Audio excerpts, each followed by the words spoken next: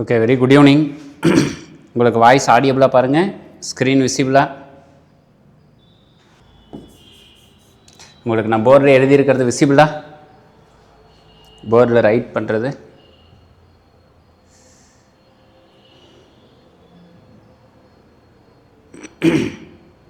Okay okay, thank you. So நம்ம yesterday TET paper 2 pass பண்ணவங்களுக்கான UG chemistry classes நம்ம start பண்ணோம். ஸோ எஸ்டர்டேவில் அந்த சிலபஸை எப்படியெல்லாம் நம்ம கொஷின்ஸ் ரைஸ் பண்ணுவாங்க, எந்தெந்த யூனிட்லேருந்து வினாக்கள் வரும் அப்படின்ற மாதிரி டிஸ்கஸ் பண்ணோம். ஸோ அதே போல் நேற்று செந்தில் சார் உங்களுக்கு கோஆர்டினேஷன் கெமிஸ்ட்ரி, அணைவு வேதியியல் அல்லது அணைவு சேர்மங்கள் அப்படின்ற பாடப்பகுதியிலிருந்து சிலபஸை ஸ்டார்ட் பண்ணிட்டார். இன்றைக்கி நாம் டிஸ்கஸ் பண்ணலாம். யூனிட் நம்பர் 10, 10வது யூனிட் நம்ம ஃபஸ்ட்டு ஆரம்பிக்க போகிறோம். இந்த யூனிட் நம்பர் 10 நம்ம இன்றைக்கி பேசக்கூடியது எதை பற்றிய தகவல்கள் அப்படின்னு கேட்டாக்கில் ஆர்கானிக் கெமிஸ்ட்ரி, கரிம வேதியியல் அப்படின்ற ஒரு பாடப்பகுதி. ஆர்கானிக் கெமிஸ்ட்ரி,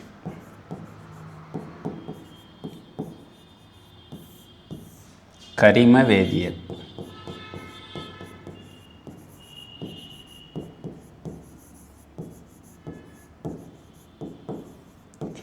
ஸோ இந்த ஆர்கானிக் கெமிஸ்ட்ரி கரிம வேதியியலில் நம்ம 10th யூனிட்டில் 3 போர்ஷனாக உங்களுக்கு பிரிச்சிருக்காங்க. Unit number 3 3 portion. இதில் ஃபஸ்ட்டு போர்ஷன் என்ன கொடுத்துருக்காங்கனாக்கா அரோமேட்டிக் ரியாக்ஷன். இந்த அரோமேட்டிக்ன்றதுக்கு நான் ஷார்ட்டாக என்ன சொல்கிறேன், ஏஆர் அப்படின்னு போடுறேன், அரோமேட்டிக் ரியாக்ஷன்ஸு. இந்த அரோமேட்டிக் ரியாக்ஷன்ஸில் ஃபர்தராக 2 டைப்ஸ், 2 வகைகள் இருக்காங்க. ஞாபகம் வச்சுக்கோங்க. இந்த ஃப்ளோ சார்ட்டெல்லாம் அப்படியே அழகாக மைண்டில் நீங்கள் ஸ்டோர் பண்ணிட்டு வந்துடணும். அரோமேட்டிக் அப்படின்னா ஒரு பென்சீன் ரிங் இருக்குது, இது பென்சீன் வளையம். இந்த வளையம் இப்படி எழுதினாலும் சரி, ஆல்டர்னேட்டாக டபுள் பாண்டு போட்டாலும் கரெக்டு தான். இல்லை இது ஈக்குவல், சமம். அந்த டபுள் பாண்டுக்கு பதிலாக இது மாதிரி ரிங்கு போட்டாலும் சமம் தான். அல்லது மாலிகுலர் ஃபார்முலா C6H6, இது 3மே நமக்கு பென்சீன் தான். இப்போ இந்த பென்சீனில் என்ன நடக்க போகிறாங்கனாக்கா ஒரு குரூப் சப்ஸ்டியூட் ஆக போகிறாங்க. அந்த ரியாக்ஷனுக்கு தான் நம்ம என்ன சொல்கிறோன்னா அரோமேட்டிக் சப்ஸ்டியூஷன் ரியாக்ஷன்ஸ். ஞாபகம் வச்சுக்கோங்க. இதில் நடைபெறக்கூடிய வினைகளுக்கு எல்லாமே என்ன பேர் கொடுக்குறோம் அப்படின்னா அரோமேட்டிக், ARO. தமிழில் இதே வார்த்தை தான், அரோமேட்டிக் சப்ஸ்டியூஷன்,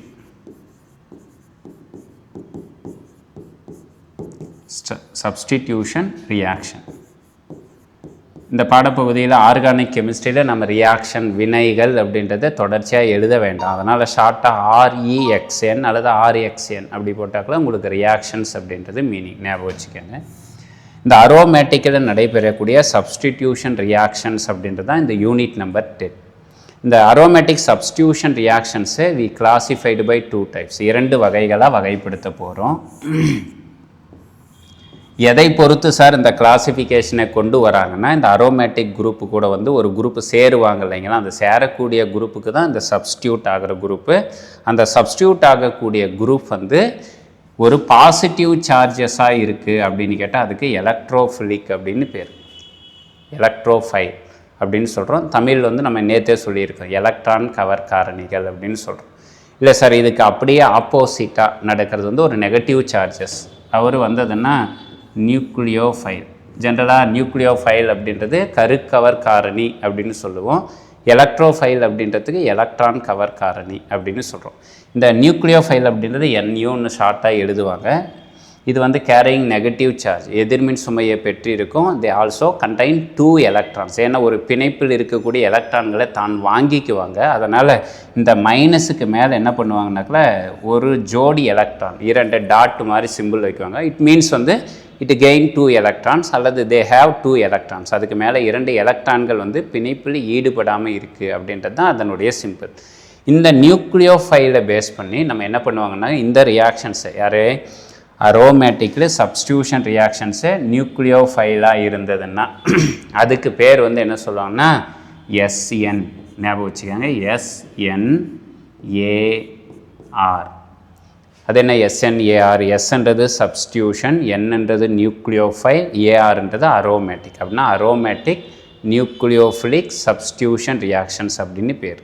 இந்த அரோமேட்டிக் நியூக்ளியோஃபிலிக் சப்ஸ்டியூஷன் ரியாக்ஷன்ஸை the formation of reaction intermediate அப்படின்னு சொல்கிறோம். ஒரு வினை நடைபெறும் பொழுது வினைக்கு உண்டான இடையில யார் உருவாகுவாங்கனாக்கல ஒரு இடைநிலை சேர்மம்ன்றது உருவாகும். அந்த இடைநிலை சேர்மம் யார் உருவாகிறார்கள் அப்படின்றதை பொறுத்து இந்த அரோமேட்டிக் நியூக்ளியோஃபிலிக் சப்ஸ்டியூஷன் ரியாக்ஷன்ஸை மேலும் 2 வகையாக வகைப்படுத்துகிறாங்க. என்னென்ன அந்த டைப்ஸு சார் அப்படின்னா, ஒரு வகை நம்ம இங்கே முன்னாடியே சொன்ன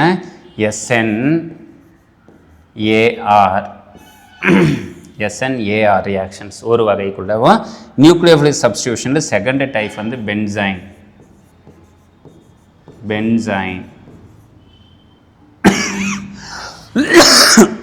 பென்சைன் இன்டர்மீடியேட் அப்படின்றது ஃபார்மேஷன் ஆகிறது செகண்ட் டைப்பாகவும் சொல்லுவாங்க. இந்த ஃப்ளோ சார்ட் அப்படியே கரெக்டாக மைண்டு ஸ்டோர் பண்ணிகிட்டே வந்துடுங்க. Benzene intermediate. அது மட்டும் இல்லாமல் இந்த SNAR ரியாக்ஷன்ஸில் வேதிவினை நடைபெறும் பொழுது வினை வழிமுறை, ரியாக்ஷனுடைய ஸ்டெப்ஸு, பாத்வே, எத்தனை வழிகள் நடக்குது, ஒரே ஸ்டெப்பில் நடக்குதா, 2 ஸ்டெப்பில் நடக்குதா, அல்லது ஆர்டர் ஆஃப் ரியாக்ஷன்னு சொல்லுவோம், வினைக்குண்டான படிகள்.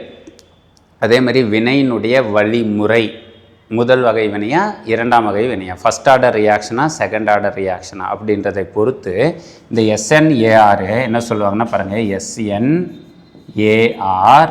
1னாக்கில் first order reaction, they will be follow first order. அது வந்து முதல் வகை வினையை சார்ந்தது இருக்கும். அது என்ன முதல் வகை வினைன்னா, நம்ம வேதி வினையில் எடுக்கக்கூடிய ரியாக்டண்ட்டை பொறுத்து மட்டும் இருக்கும். எதை பொறுத்து இருக்காதுன்னா சப்ஸ்ட்ரேட்டை பொறுத்து இருக்காது. அப்படி இருந்தால் அது SNAR 1. இதுவே SNAR 2 அப்படின்னு சொல்கிறோம். SNAR 2னாக்கில் ஒரு வேதிவினை நடைபெறும் பொழுது வினைப்படு பொருள், அதே போல் அதுக்குண்டான சப்ஸ்ட்ரேட், இந்த 2 நபர்களையும் பொறுத்து இருந்தால் அவர்களுக்கு என்ன பெயர் கொடுக்குறோம் அப்படின்னு கேட்டால் SNAR 2 ரியாக்ஷன்ஸ் அப்படின்னு பேரை வந்து கொடுக்குறோம். ஸோ இதுதான் நமக்கு உண்டான பேசிக்கான இன்ஃபர்மேஷன்.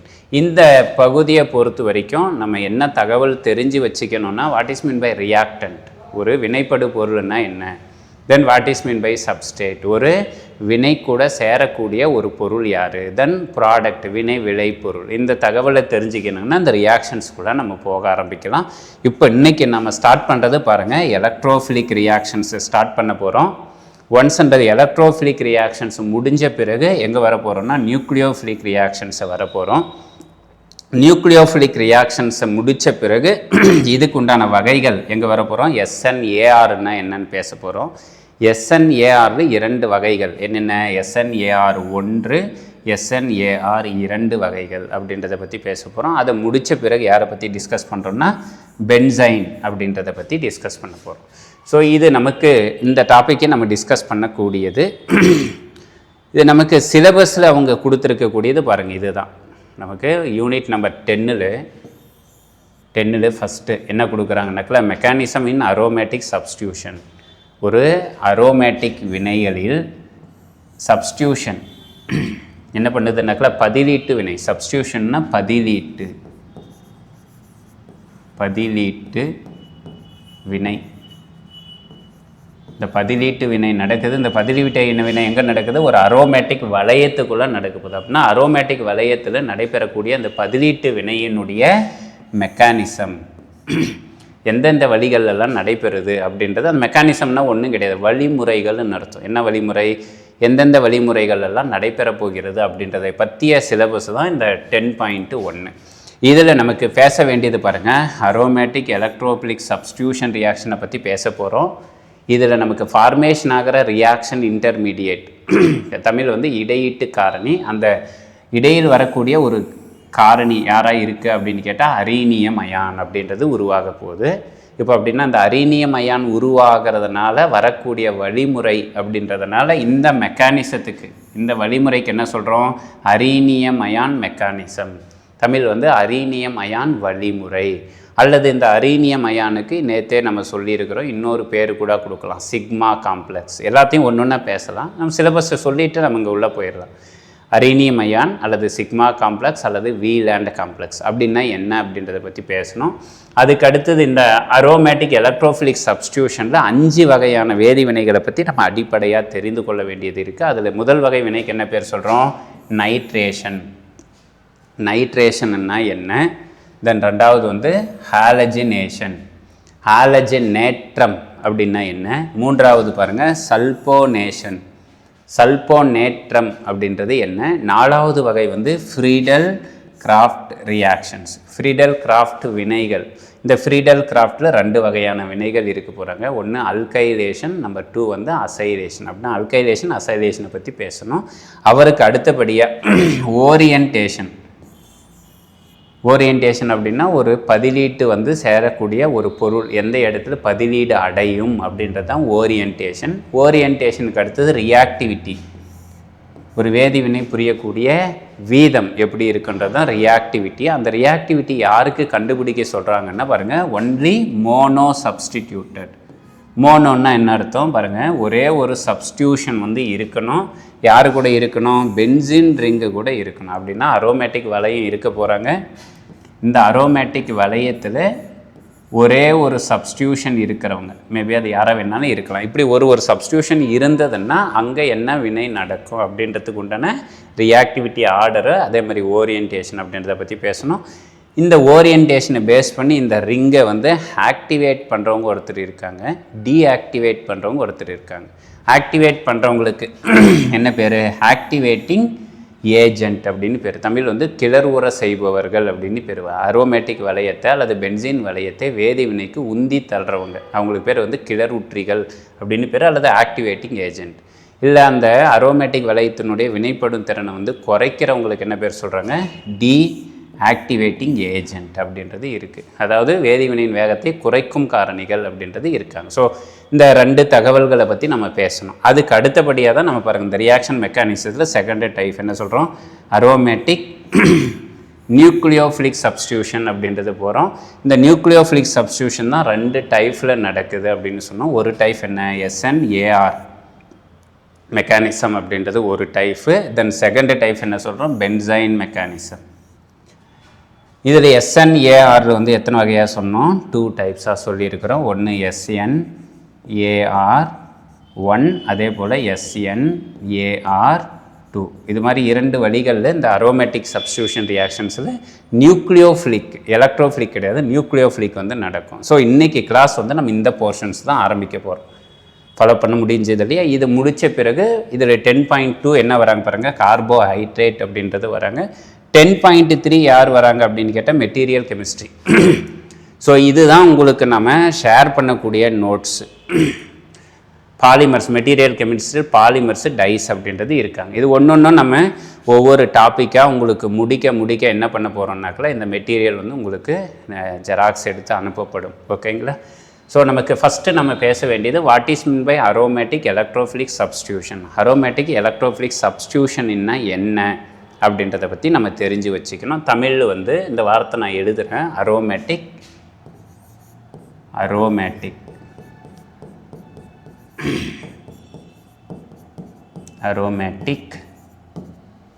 எலக்ட்ரோஃபிலிக் அல்லது எலக்ட்ரான்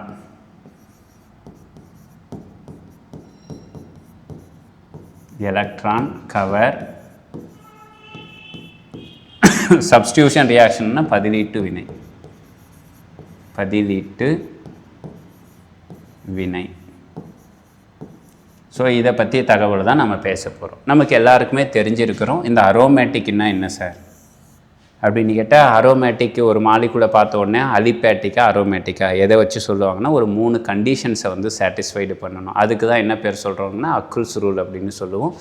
என்ன அந்த அக்குல்ஸ் ரூல் அப்படின்றது ஜஸ்ட் இங்கே நான் சொல்லிவிட்டு நாங்கள் இந்த பகுதிக்குள்ளே வந்துடுறேன்.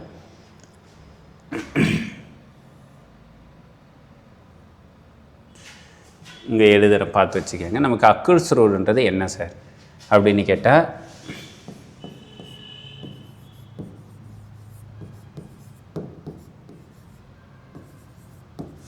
ஹக்கல் விதி.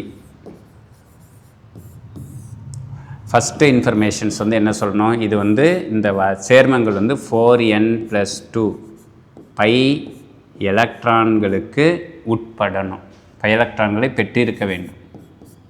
It obey 4n + 2 5 electron rule.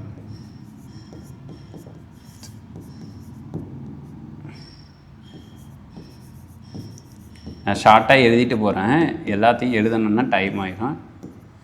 ஏதோ இந்த வார்த்தை மட்டும் போதும். 4n + 2 5 electrons அப்படின்றத பெற்று இருக்கணும். இப்போ நமக்கு என்ன தெரியணும், இதுக்கு எண்ணுக்கு என்ன சார் மதிப்புன்றது தெரியணும். பாருங்கள், செகண்ட் பாயிண்ட் நம்பர் 2, என்னுடைய வேல்யூ 0வாக இருக்கலாம் அல்லது இண்டீஜர்ஸ் முழு எண்கள். முழு எண்கள்ன்றது யார்? 0 1 2 3 அப்படின்னு இருக்கலாம். 1 2 3 4 எக்ஸட்ரா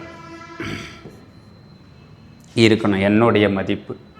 நம்பர் 2, கண்டிப்பாக ஒரு சேர்மம் வந்து அரோமேட்டிக் அப்படின்னா, ஒரு சேர்மம் வந்து அரோமேட்டிக் அப்படின்னா கண்டிப்பாக அது என்னவா இருக்கணும்னா ரிங்காக இருக்கணும்.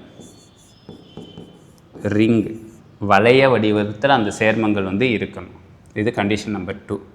கண்டிஷன் நம்பர் 3, அக்கல் விதி இருக்கணும்னா கான்ஜுகேஷன் அப்படின்னு சொல்கிறோம். கான்ஜுகேஷன்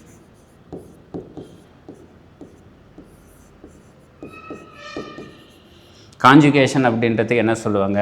ஒன்று விட்ட ஒன்று. ஒன்று விட்ட ஒன்றுனாக்கில் அந்த இரட்டை பிணைப்புகள் வந்து 1 விட்ட 1 1 விட்ட 1 அப்படின்றது இருக்கணும். அப்படி இருந்தால் அதுக்கு என்ன பேர்? கான்ஜுகேட்டட் காம்பவுண்ட்ஸா அப்படின்றது பேர் சொல்கிறோம். 5th பாயிண்ட்டு, கண்டிப்பாக அந்த மாலிகூல், எந்த மாலிகூல்? இந்த அரோமேட்டிக் மாலிகூல் வந்து யாராக இருக்கணும்னு கேட்டிங்கன்னா பிளேனார் ஸ்ட்ரக்சரில் இருக்கணும். Planar structure. அது என்ன பிளேனார்னா பாருங்கள், ஒன்றும் இல்லை, ஒரு ரிங்கு இருக்குன்னா அந்த ரிங்கை வந்து ஒரு அணுவை வந்து கட் பண்ணிங்கன்னா அதனுடைய எல்லா அணுக்களும் கட் பண்ணணும். எல்லா அணுக்களும் ஒரே தளத்தில் வந்து இருக்கணும். கற்பனை பண்ண முடியுதா பாருங்கள். இப்போ இந்த பெண்ணு இருக்குதுன்னு வச்சுக்காங்களேன், இந்த பெண்ணை வந்து என் கையில் வச்சுட்டு இந்த பெண்ணை வந்து பாருங்கள், இந்த இடத்துல இருந்து இந்த ஒயிட் கலர் நைஃப் வச்சு அப்படியே கட் பண்ணிட்டு போனோன்னா இதில் இருக்கக்கூடிய எல்லாமே என்ன பண்ணும்? சமமாக பிரிகடை பாதியாக கட் பண்ணி எடுக்க முடியும். அப்படி இருக்கிறதுக்கு தான் என்ன பேர் சொல்கிறோம்? பிளேனார் அப்படின்னு சொல்கிறோம். அடுத்தது மிக முக்கியமான ஒரு பாயிண்ட்டு, அந்த மாலிகூல், எந்த மாலிகூல்? அரோமேட்டிக் மாலிகூல் வந்து should contain sp2 hybridised carbon. sp2 hybridised.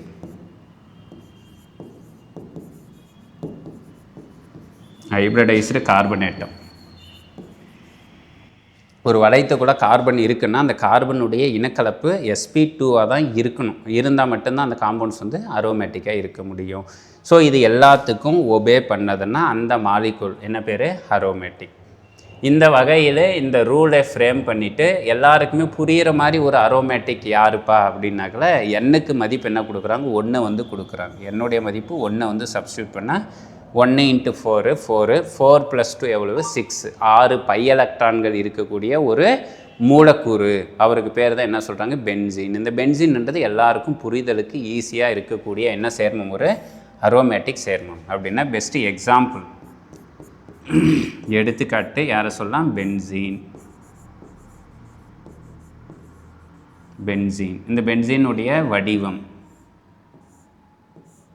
இந்த அருங்கோண வடிவத்தில் இருக்கணும். எல்லாருக்குமே தெரிஞ்சது தான். இந்த ஈச் கார்னரில் யார் இருப்பாங்கன்னா கார்பன் ஆட்டம் வந்து கண்டெயின் ஆகிருப்பாங்க. என்ன பாண்ட் இருக்கணும் பாருங்கள்? கான்ஜுகேஷன் இருக்கணும். ஃபஸ்ட்டு பாருங்கள், ரிங் இருக்கா? ரிங் இருக்குது. செகண்டு கான்ஜுகேஷன் இருக்கணும். கான்ஜுகேஷன் என்னென்ன? டபுள் பாண்ட், இரட்டை பிணைப்பு, 1 விட்டு 1. அதனால் பாருங்கள், இந்த இடத்துல ஒரு இரட்டை பிணைப்பு, தென் சிக்மா பாண்ட், ஒற்றை பிணைப்பு, தென் இரட்டை பிணைப்பு, தென் ஒற்றை பிணைப்பு, தென் இரட்டை பிணைப்பு. இது மாதிரி இருக்குது. அப்படின்னா எது இருக்குது? கான்ஜுகேஷன் இருக்குது. இது பிளேனாராக இருக்கான்னாக்கல பிளேனார் தான் இருக்குது. இந்த இடத்துல வந்து இது எல்லாமே எப்படி இருக்குது? போர்டு இருக்குது. இங்கே மேலேருந்து கட் பண்ணிங்கன்னா எல்லா அணுக்களும் ஒரே சதுர தளத்திற்குள்ளே வராங்க. பிளேனார் அப்படின்னு சொல்கிறோம். தென் அதுக்கடுத்தது என்ன இருக்கா? sp2 ஹைப்ரிடைசேஷன் இருக்கா அப்படின்னாக்கல அதை நம்ம கண்டுபிடிக்கிறது ஈஸி. ஒன்றும் இல்லை, how will you identify hybridization? இந்த வார்த்தை ஞாபகம் வச்சுக்கோங்க. இது ஒன்லி ஃபார் ஆர்கானிக் மாலிகூல்ஸ், கரிம சேர்மங்களுக்கு மட்டும்.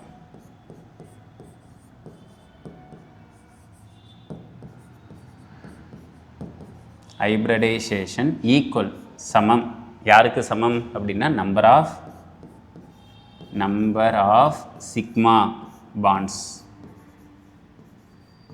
சிக்மா பிணைப்புகளின் எண்ணிக்கையை வந்து தெரிஞ்சதுன்னா அதனுடைய எதை கண்டுபிடிச்சிடலாம்? இனக்கலப்பு அப்படின்றத கண்டுபிடிச்சிடலாம். உதாரணம் பார்த்துக்கோங்க, ஹைப்ரிடைசேஷன் sp அப்படின்னு இருக்குது அப்படின்னு கேட்டால் பாருங்கள், எத்தனை ஆர்பிட்டால் இருக்குது? S1 P1 அப்படின்னா எத்தனை சிக்மா பிணைப்பு இருக்கணும்? 2 சிக்மா பிணைப்பு இருக்கணும். ஸோ ஆன்சர் வந்து 2 சிக்மா இருந்தால் அது sp. இதுவே வந்து sp2 இனக்கலப்பு இருக்காங்க அப்படின்னா 2 கூட இன்னொரு ஆட்டத்தை வந்து ஒரு சிக்மா பாண்டை வந்து சேர்த்துக்கணும். ஸோ ஆன்சர் வந்து எத்தனை சிக்மா பாண்டு? 3 சிக்மா பாண்டு வந்து இருக்கணும். தென் என்ன வரணும்? sp3. நம்ம பேசுகிறது எல்லாமே ஆர்கானிக்கு தானே, அதனால் ஆர்கானிக்கு இந்த 3 தகவல் தெரிஞ்சதுன்னா போதும். sp-ஆக இருக்கும், அல்லது sp2-ஆக இருக்கும், sp3-ஆக இருக்கும். இப்போ sp3ன்னா எனக்கு நீங்கள் சொல்லுங்கள் பார்க்கலாம். Say your answer. கமெண்ட்ஸில் how many number of sigma bond exist? எத்தனை சிக்மா பிணைப்புகள் இருக்கும்? யாராவது ஒருத்தர் கமெண்ட் பண்ணுங்கள் ஃபாஸ்ட்டாக. வெரி குட் சங்கீதா, வாழ்த்துக்கள். எத்தனை சிக்மா பிணைப்பு இருக்கணும்? 4 சிக்மா பிணைப்புகள் இருக்கணும். அவ்வளோதான். இதை வச்சு நீங்கள் என்ன பண்ணிக்கலாம்? 1000 கரிம சேர்மங்கள், 1 2 கிடையாது, ஆர்கானிக் காம்பவுண்ட்ஸில் எவ்வளவு கொடுத்தாலும் சரி. இப்போ உங்களுக்கு இந்த சிக்மா பாண்ட் அப்படின்றது தெரிஞ்சதுன்னா நீங்கள் யூ கெட் த ஆன்சர் கண்டுபிடிச்சிக்கலாம். நமக்கு இதுவே என்ன கொடுத்துருக்காங்க? யூனிட் நம்பர் 7 இதுவே ஒரு டாபிக், தனி டாப்பிக்காகவே இருக்குது. இதை வச்சு தான் நம்ம என்ன சொல்லலாம்னாக்கா அல்கேன், அல்கீன், அல்கைன் அவர்களுக்கான இனக்கலப்பையும் நம்ம கண்டுபிடிச்சிக்கலாம். நாம் இங்கே வந்துடலாம். பென்சீனை பொறுத்த வரைக்கும் என்ன ஹைப்ரிடைசேஷன் இருக்கணும்? sp2 ஹைப்ரிடைஸ்டு இருந்தால் அந்த காம்பவுண்ட் வந்து அரோமேட்டிக் அப்படின்னு சொல்கிறோம். அப்படின்னா இப்போ என்ன சொல்ல வராங்க? இந்த வளையம் இருக்குன்னா இந்த வளையத்தில் எத்தனை சிக்மா பிணைப்புகள் இருக்கணும்? 3 சிக்மா பிணைப்புகள் இருக்கணும். கற்பனை பண்ண முடியுதா பாருங்கள். இந்த இடத்துல யார் இருக்காங்க? ஒரு கார்பன் இருக்குது. இந்த இடத்துல யார் இருக்காங்க? கார்பன். கார்பன் இடையில் என்ன பிணைப்பு இருக்குது? ஒற்றை பிணைப்பு. அதுக்கு மேலே என்ன பிணைப்பு உருவாகுது? இரட்டை பிணைப்பு வந்து உருவாகிருக்கு. அப்படின்னா ஃபஸ்ட்டு உருவாகிற ஒற்றை பிணைப்புக்கு பேர் சிக்மா, இரண்டாவதாக உருவாகிற பிணைப்புக்கு பேர் வந்து பை. அதே மாதிரி இந்த கார்பன் இடையில் என்ன இருக்குது? ஒரு சிக்மா ஒற்றை பிணைப்பு இருக்குது. நமக்கு தெரியும் கார்பனுக்கு பென்சீனுக்கு என்ன ஃபார்முலா பார்த்தோம்? C6H6.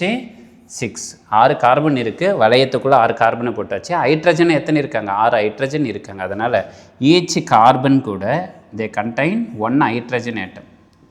ஒவ்வொரு கார்பனும் யார் இருப்பாங்க? ஒரு ஹைட்ரஜன் இருப்பாங்க. அதை நீங்கள் இது மாதிரி ஒவ்வொரு ஸ்ட்ரக்சருக்கும் வரையணும் அப்படின்னு அவசியம் இல்லை. It will be understandable. நம்ம பார்த்த உடனே இது வந்து புரிந்து கொள்கிற மாதிரி எல்லாருக்குமே தெரியும் அப்படின்றத ஹைட்ரஜனை நம்ம மென்ஷன் பண்ணுறதில்ல. இப்போ பாருங்கள், இந்த கார்பனுக்கும் ஹைட்ரஜனுக்கும் உண்டான பிணைப்பும் சிக்மா பிணைப்பு. இப்போ இந்த கார்பனை கன்சிடர் பண்ணுங்கள். இந்த கார்பனை சரௌண்ட் பண்ணி how many number of sigma bond exist சொல்லுங்கள் பார்க்கலாம். இந்த கார்பனை சுற்றி எத்தனை சிக்மா பிணைப்புகள் இருக்குது? ஃபாஸ்ட்டாக என்ன நீங்கள் ஆன்சர் சொல்லணும். நிறைய பேர் மெசேஜ் போடும் பொழுது, சார் நாங்கள் கெமிஸ்ட்ரியை படித்து பல வருடங்கள் ஆகுது, நாங்கள் என்ன பண்ணுறது, எப்படி படிக்கிறதுனே தெரியல அப்படின்றதுக்காக தான் இவ்வளோ மெதுவாக நான் ஸ்டார்ட் பண்ணுறேன். இதெல்லாம் பேசிக்காக விஷயங்கள் தெரிஞ்சிருந்ததுன்னா டக்குன்னு நம்ம எடுத்தோடனே ரியாக்ஷன்ஸுக்குள்ளே போயிட்டு போகலாம். பட் இருந்தாலும் கார்பனை சுற்றி சார், இது கார்பன் இருக்குது, இந்த கார்பன் கூட பாருங்கள், இங்கே ஒரு கார்பன் கனெக்டிவிட்டி இருக்குது, இங்கே ஒரு கார்பன் கூட கனெக்டிவிட்டி இருக்குது, இங்கே கார்பன் கூட ஹைட்ரஜன் கனெக்டிவிட்டி இருக்குது. 2 3 சில பேர் 2ன்றீங்க, சில பேர் 3ன்றீங்க. Very good. ஆன்சர் எது correct? It contain 3 sigma bond. 3 ஒற்றை பிணைப்புகள் இருக்குது. இப்போ 3 ஒற்றை பிணைப்பு 3 சிக்மா பாண்டுன்னா அங்கே இனக்கலப்பு என்ன வந்துடுது? What is the hybridisation? sp2ன்றது ஹைப்ரிடைசேஷன். அப்படின்னா இந்த ஹைப்ரிடைசேஷன் sp2ன்றதுக்கும் ஒபே பண்ணுறதுனால கேள்வி இவ்வளோ தான். உங்களுக்கு ரொம்ப யூஜி லெவல் டிஆர்பியில் ரொம்பவெல்லாம் பெருசாக கேட்பாங்கன்னா தேவை. It is a simple question. என்ன கேள்வி? சிம்பிளஸ்ட் அரோமேட்டிக் காம்பவுண்ட் எது? கொடுக்கப்பட்டுள்ளவற்றில் எளிய அரோமேட்டிக் சேர்மம் எது அப்படின்னு கேட்பாங்க. What is your answer? எளிய அரோமேட்டிக் சேர்மம்னா யார் அப்படின்னு ஆன்சர் என்னவா இருக்கணும்? பென்சீன். Very good. நீங்கள் கமெண்ட் பண்ணுறதுக்கு ஆன்சர் கை ரெடியாக வச்சுட்டே இருக்கணும் சாட் பாக்ஸ் மேலே. நான் பாட்டுக்கு ஓரலாக நடத்திட்டு போகிறது என் வேலையே கிடையாது. நான் முன்னாடி பிஃபோராகவே சொல்லிடுறேன், இங்கே இருக்கிற அத்தனை பேரும் நீங்கள் பாஸ் பண்ணணும். கண்டிப்பாக நீங்கள்லாம் அரசு பள்ளியில் வந்து ஆசிரியராக சேரணும். ஓகேங்களா? நமக்கு அதுதான் முக்கியமான எய்மு. மேக்ஸிமம் எல்லாருமே நம்ம கிளாஸை அட்டன் பண்ணவங்க தான் இருப்பீங்க. நம்ம டெட்டுக்கே எப்படி எடுத்திருப்போம், டிஎன்பிசிக்கு எப்படி எடுக்கும் நல்லா தெரியும். அதனால் ஒருத்தர் கூட வெற்றி வாய்ப்பு அப்படின்றத மிஸ் பண்ணவே கூடாது. அதனால் கேட்குற கேள்விக்கு ஒன்றும் இல்லை, தவறு இருந்தாலும் பிரச்சனை கிடையாது. நீங்கள் ஆன்சர் பண்ணிவிட்டு வாங்க, நம்ம போக போக லேர்ன் பண்ணிக்கலாம். ஓகேங்களா? ஸோ அதனால் எத்தனை சிக்மா பிணைப்பு இருக்குது? 3 சிக்மா. அப்படின்னா இந்த கார்பன் என்ன ஹைப்ரிடைசேஷன்? sp2 hybridisation. அதே போல் இங்கே இருக்கிற கார்பனும் என்ன ஹைப்ரிடைசேஷன்? sp2. இதுவும் sp2, இதுவும் sp2, இதுவும் sp2, இதுவும் sp2. அப்படின்னா பென்சீனில் இருக்கக்கூடிய 6 கார்பன் அணுக்களும் எந்த இனக்கலப்பில் இருக்காங்க அப்படின்னா sp2 இனக்கலப்புக்குள்ளே வந்துடுறாங்க. இப்போ sp2 இனக்கலப்புக்குள்ளே வர்றதுனால இந்த பென்சீன்ன்றது ஒரு அரோமேட்டிக் அப்படின்னு சொல்கிறோம். என்ன எலக்ட்ரான்ஸ் இருக்கணும்? 6 பை எலக்ட்ரான்கள் இருக்கணும். பை பிணைப்புன்றது என்ன பிணைப்பு சொல்லுங்க பார்க்கலாம். பை என்ன சிங்கிள் பாண்டா டபுள் பாண்டா? பை அப்படின்றது சிங்கிளா டபுளா? 1 2? அதை மட்டும் போடுங்க. இங்கே நான் சொல்லிட்டேன், சொன்னதுலேருந்து தான் நான் ஆன்சர் கேட்குறேன். 2 பிணைப்பு இருந்தால் வெரி குட். 2 பிணைப்பு இருந்ததுன்னா டபுள் பாண்டாக இருந்ததுன்னா அதுக்கு தான் என்ன பேர்? பை பிணைப்பு. இப்போ நீங்கள் இதில் கவுண்ட் பண்ணுங்க பார்க்கலாம். பென்சீனில் எத்தனை இரட்டை பிணைப்புகள் இருக்குது? கேள்வி ஞாபகம் வச்சுங்க. எத்தனை இரட்டை பிணைப்புகள் இருக்குது? இரட்டை பிணைப்புகளின் எண்ணிக்கை பென்சீனில் 3 இருக்குது இல்லையா? பாருங்கள், இது ஒரு பிணைப்பு, இது ஒரு பிணைப்பு, இது ஒரு பிணைப்பு. நமக்கெல்லாம் முன்னரே தெரிந்திருக்கணும் ஒரு பிணைப்புக்கு தேவையான எலக்ட்ரான்களின் எண்ணிக்கை எவ்வளவு? 2. ஒரு பிணைப்பு ஒரு டபுள் பாண்ட் ஃபார்மேஷன் ஆகணும்னா நம்பர் ஆஃப் எலக்ட்ரான்ஸ் எவ்வளோ இருக்கணும்? 2 எலக்ட்ரான்ஸ் இருக்கணும். நான் கீழேயே பார்த்துட்டு நடத்துறேன்னு நினைக்க வேண்டாம். உங்களுடைய கமெண்ட் பாக்ஸில் லேப்டாப்பு கீழே இருக்குது, அதை தான் நான் கீழே வாட்ச் பண்ணிகிட்ருக்கிறேன். கேமரா நமக்கு மேலே இருக்குது, அதனால். ஸோ இப்போ 3 பை பாண்ட்ஸ் வந்து இருக்காங்க. Each bond containing 2 electrons. அப்படின்னா 3 × 2 6 பை எலக்ட்ரான்ஸ். அப்படின்னா 6 பை எலக்ட்ரான். இங்கே இப்போ அப்ளை பண்ணிங்கன்னா நமக்கு என்ன வரணும்? இந்த ஃபார்முலாவுக்கு அப்ளை பண்ணிங்கன்னா 6 பை எலக்ட்ரான்ஸ் இருக்கணும். நமக்கு பென்சீனுடைய மதிப்புக்கு என்னுடைய மதிப்பு 1 கொடுத்தோன்னா 6 பை எலக்ட்ரான்ஸ் வராங்க. அப்படின்னா இந்த காம்பவுண்டு பென்சீன்ன்றது ஒரு அரோமேட்டிக். என்னுடைய மதிப்பு 0 கொடுத்தீங்கன்னா எவ்வளோ பை எலக்ட்ரான்ஸ் வரும்? என்னுடைய மதிப்பு 0 கொடுங்க. இங்கே இந்த இடத்துல என்னக்கான வேல்யூ வந்து 0 அப்ளை பண்ணுங்க. நல்லா சுறுசுறுப்பாக ஆக்டிவாக இருக்கணும். 2 பை எலக்ட்ரான்ஸ், அவ்வளோதான் சார். எக்ஸலண்ட்டு. 0 × 4 என்ன ஆயிரும்? 0. 0 + 2 2 பை எலக்ட்ரான். அப்படின்னா 2 பை எலக்ட்ரான்கள் பெற்றிருக்கக்கூடிய என்ன சேர்மங்களும் இருக்குது? அரோமேட்டிக் சேர்மங்களும் இருக்காங்க. அப்படின்னா ஒரு அரோமேட்டிக் சேர்மம்னா 2 பை எலக்ட்ரான்கள் இருக்கலாம் அல்லது 6 பை எலக்ட்ரான்கள் இருக்கலாம். என்னுடைய வேல்யூ 2 கொடுங்களேன். என்னக்கான மதிப்பு 2 கொடுங்க.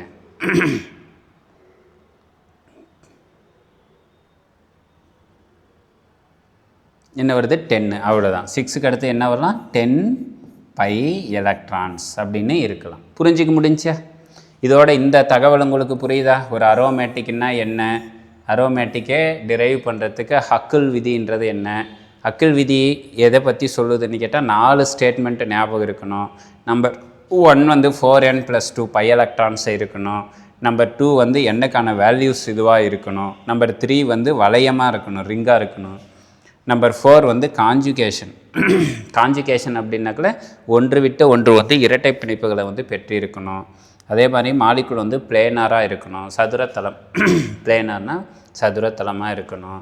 இனக்கலப்பு வந்து என்னவா பெற்றிருக்கணும்? sp2 ஹைப்ரிடைஸ்டாக இருக்கணும். இந்த எல்லா தகவல்களையும் சேர்ந்து இருக்கிற மாதிரி எல்லாருக்கும் புரிதல் மாதிரி இருக்கக்கூடிய ஒரு வேதி சேர்மம்னா யார்? பென்சீன். பென்சீனுக்கு வாய்ப்பாடு C6H6. வளைய வடிவில் எழுதுகிறப்ப இது மாதிரி எழுதுவோம். இப்போ என்ன நடக்கும் அப்படின்னா பென்சீன் வந்து ரியாக்டன்ட், வினைப்படு பொருள். பென்சீன்ன்றது யார் சொல்கிறோம்? ரியாக்டன்ட், வினைப்படு பொருள். இந்த வினைப்படு பொருள் கூட வேறு ஒரு ஆள் ஏதாவது ஒரு அன்னோன் பர்சன் வந்து இங்கே ஜாயின் பண்ண போகிறார். ஒரு பேச்சுக்கு ஒரு RAன்னு வச்சுக்கேன்.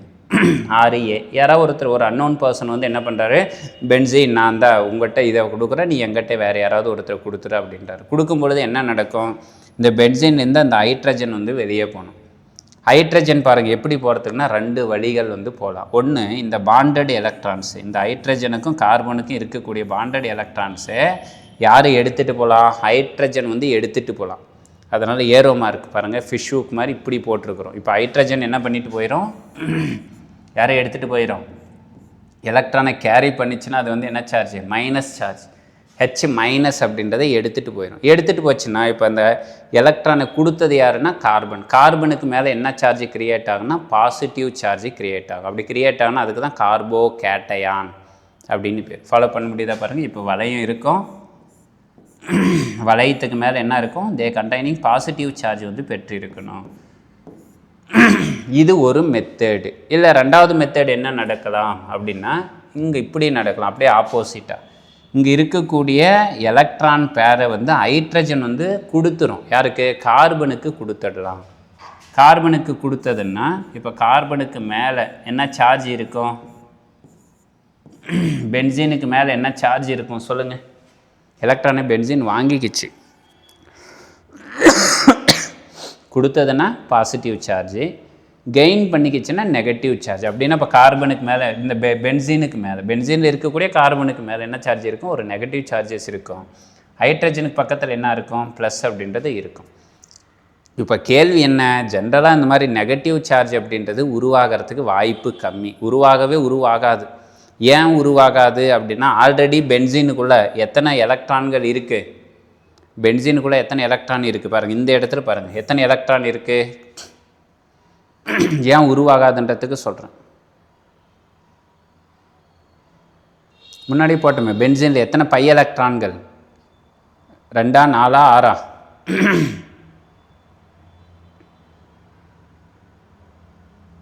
நமக்கு 6. Very good. பென்சீனில் எத்தனை பை எலக்ட்ரான்ஸ் இருக்குது, 6 பை எலக்ட்ரான்கள் ஆல்ரெடி இருக்காங்க, 6 பை எலக்ட்ரான்ஸ் இருக்குது. இப்போ 6 பை எலக்ட்ரான்ஸ் இருந்ததுன்னா இட் வில் பி அரோமேட்டிக். அது வந்து அரோமேட்டிக்காக இருக்குது, அந்த சேர்மம் வந்து நிலையாக இருக்கும், ஸ்டேபிளாக இருக்கும். ஆனால் இங்கே வந்ததுன்னா ஆல்ரெடி 6 பை எலக்ட்ரான், இப்போ ஒரு 2 எலக்ட்ரான், 6 கூட்டல் 2 எவ்வளோ ஆயிடுறாங்க நமக்கு.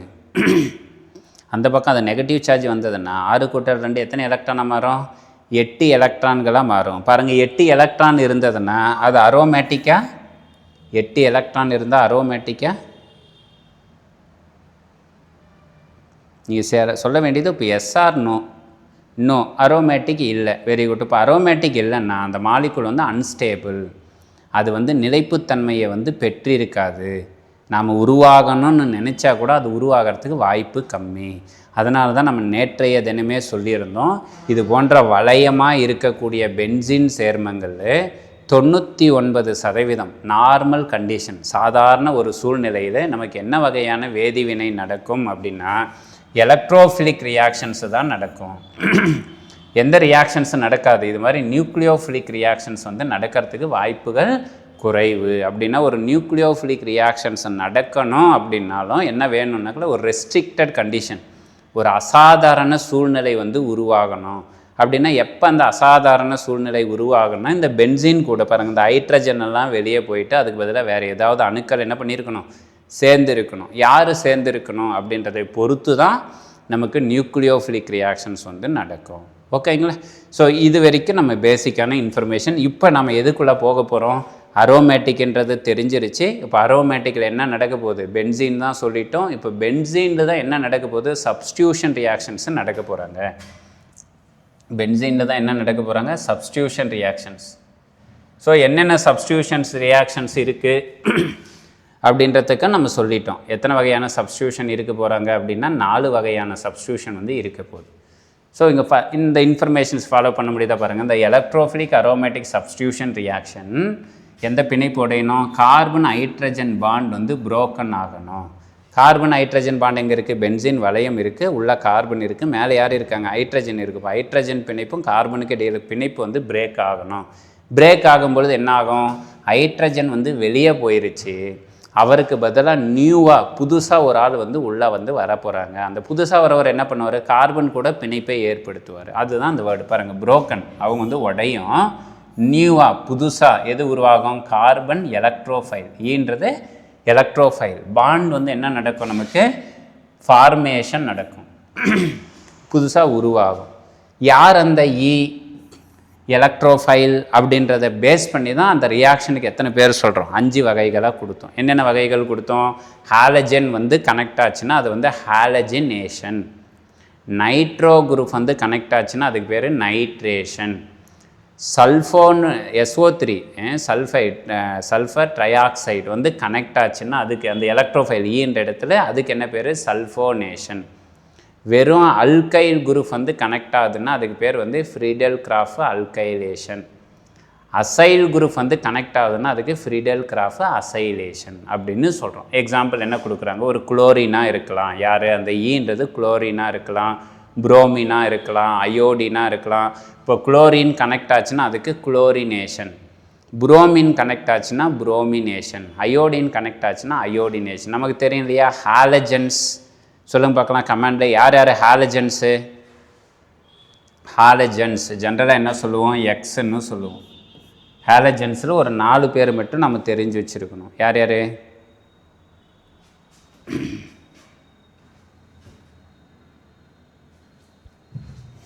ஹாலஜன்ஸ் யார் யார் சொன்னோம், ஃப்ளூரின், குளோரின், புரோமின், அயோடின்.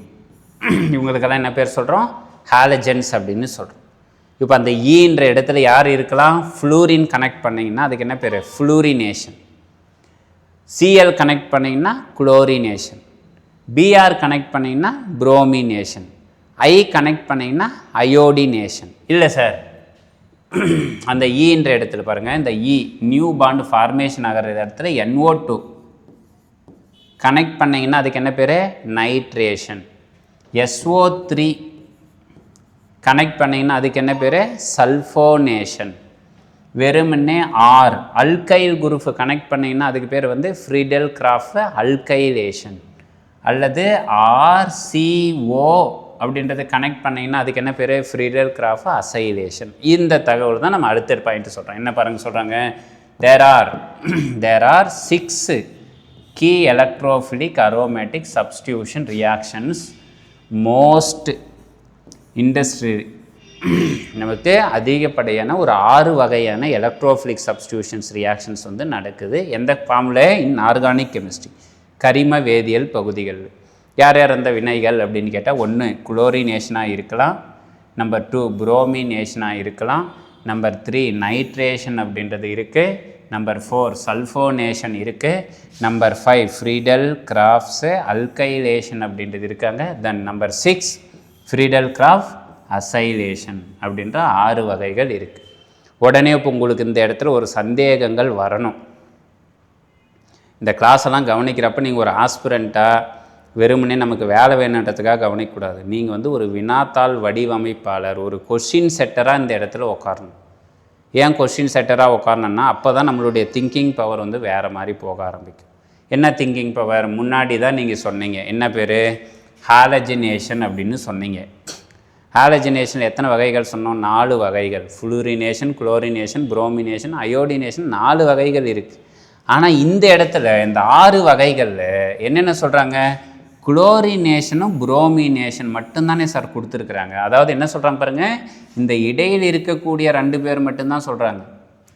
ஃப்ரண்ட்டில் இருக்கக்கூடிய ஃப்ளூரினை பற்றியும் பேசலை, லாஸ்ட்டில் இருக்கக்கூடிய அயோடினை பற்றியும் பேசலை. அப்படின்னா இப்போ உங்களுக்கு கிளியரான ஒரு ஐடியா கிடைக்கணும். என்னன்னா, சாதாரண ஒரு சூழ்நிலையில், சாதாரண சூழ்நிலை ஒரு ரூம் டெம்பரேச்சரில் சாதாரணமாக நடக்கக்கூடிய ஒரு கெமிக்கல் ரியாக்ஷன்ஸ் மாதிரி யார் நடக்க மாட்டாங்க அப்படின்னா, ஃப்ளூரினேஷனும் நடக்காது, அயோடினேஷனும் நடக்காது.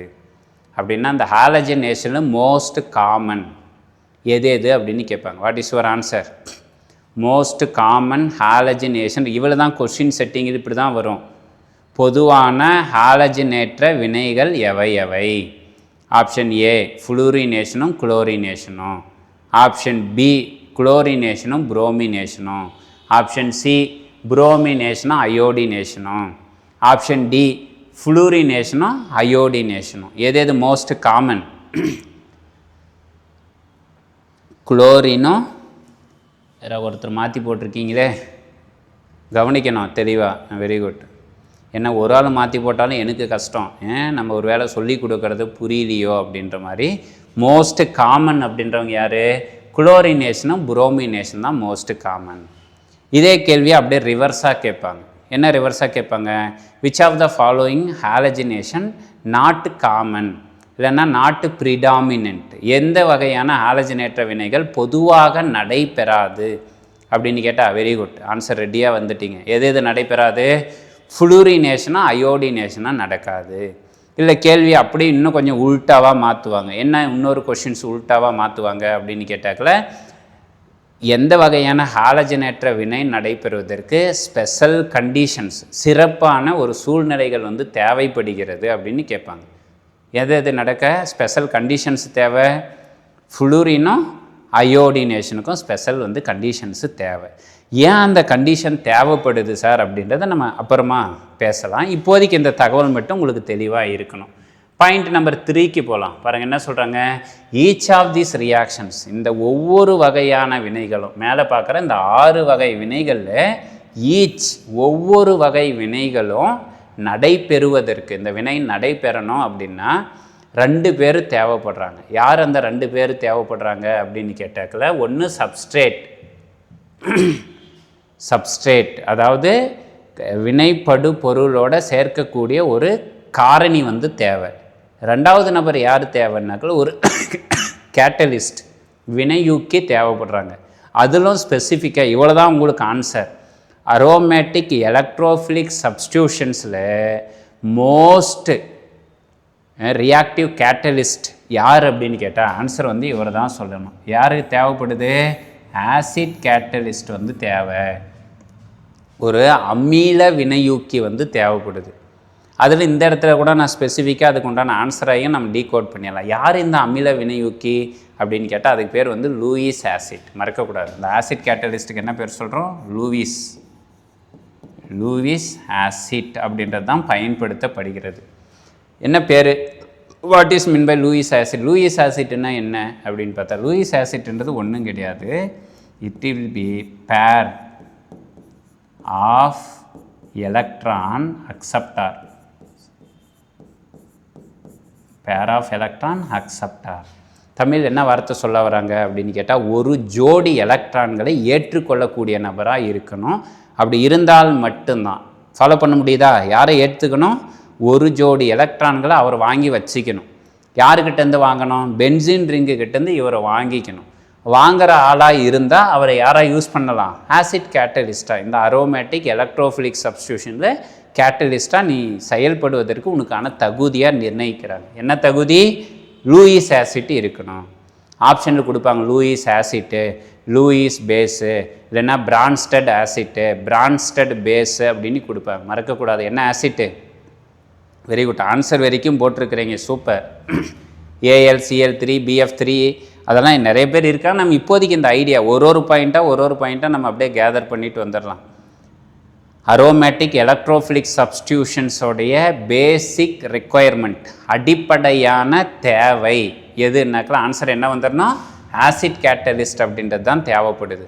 என்ன வேலை இந்த ஆசிட் கேட்டலிஸ்டோடைய வேலை அப்படின்னா, அந்த பென்சின் ரிங் இருக்குது பார்த்தீங்கன்னா, அந்த ரிங்கை வந்து ஸ்டிமுலேட் பண்ணணும், தூண்டி விடணும், அல்லது ஆக்டிவேட் பண்ணணும். அதுதான் இதனுடைய வேலை. பாருங்கள் எதுக்கு பயன்படுது? To activate it so that the relatively unreactive aromatic ring will attack it. இந்த அரோமேட்டிக் ரிங் வந்து நம்ம முன்னாடியே சொல்லிட்டோம். அரோமேட்டிக் வந்து ஸ்டேபிளா அன்ஸ்டேபிளா? டக்குன்னு ஆன்சர் சொல்லுங்கள். அரோமேட்டிக் வந்து ஸ்டேபிளா அன்ஸ்டேபிளா? நிலைப்புத்தன்மை உடையதா நிலைப்புத்தன்மை அற்றதா? It will be stable.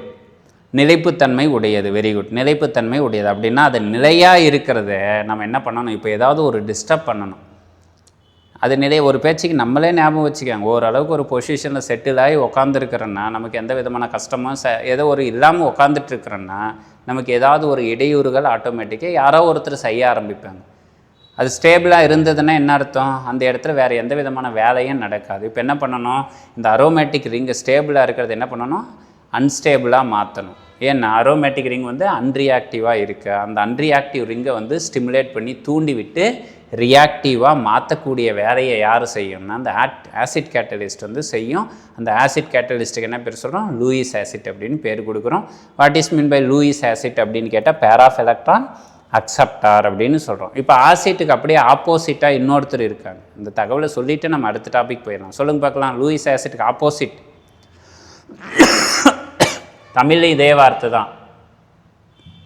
Tamil என்ன சொல்லுவோம்? லூயி அமிலம்.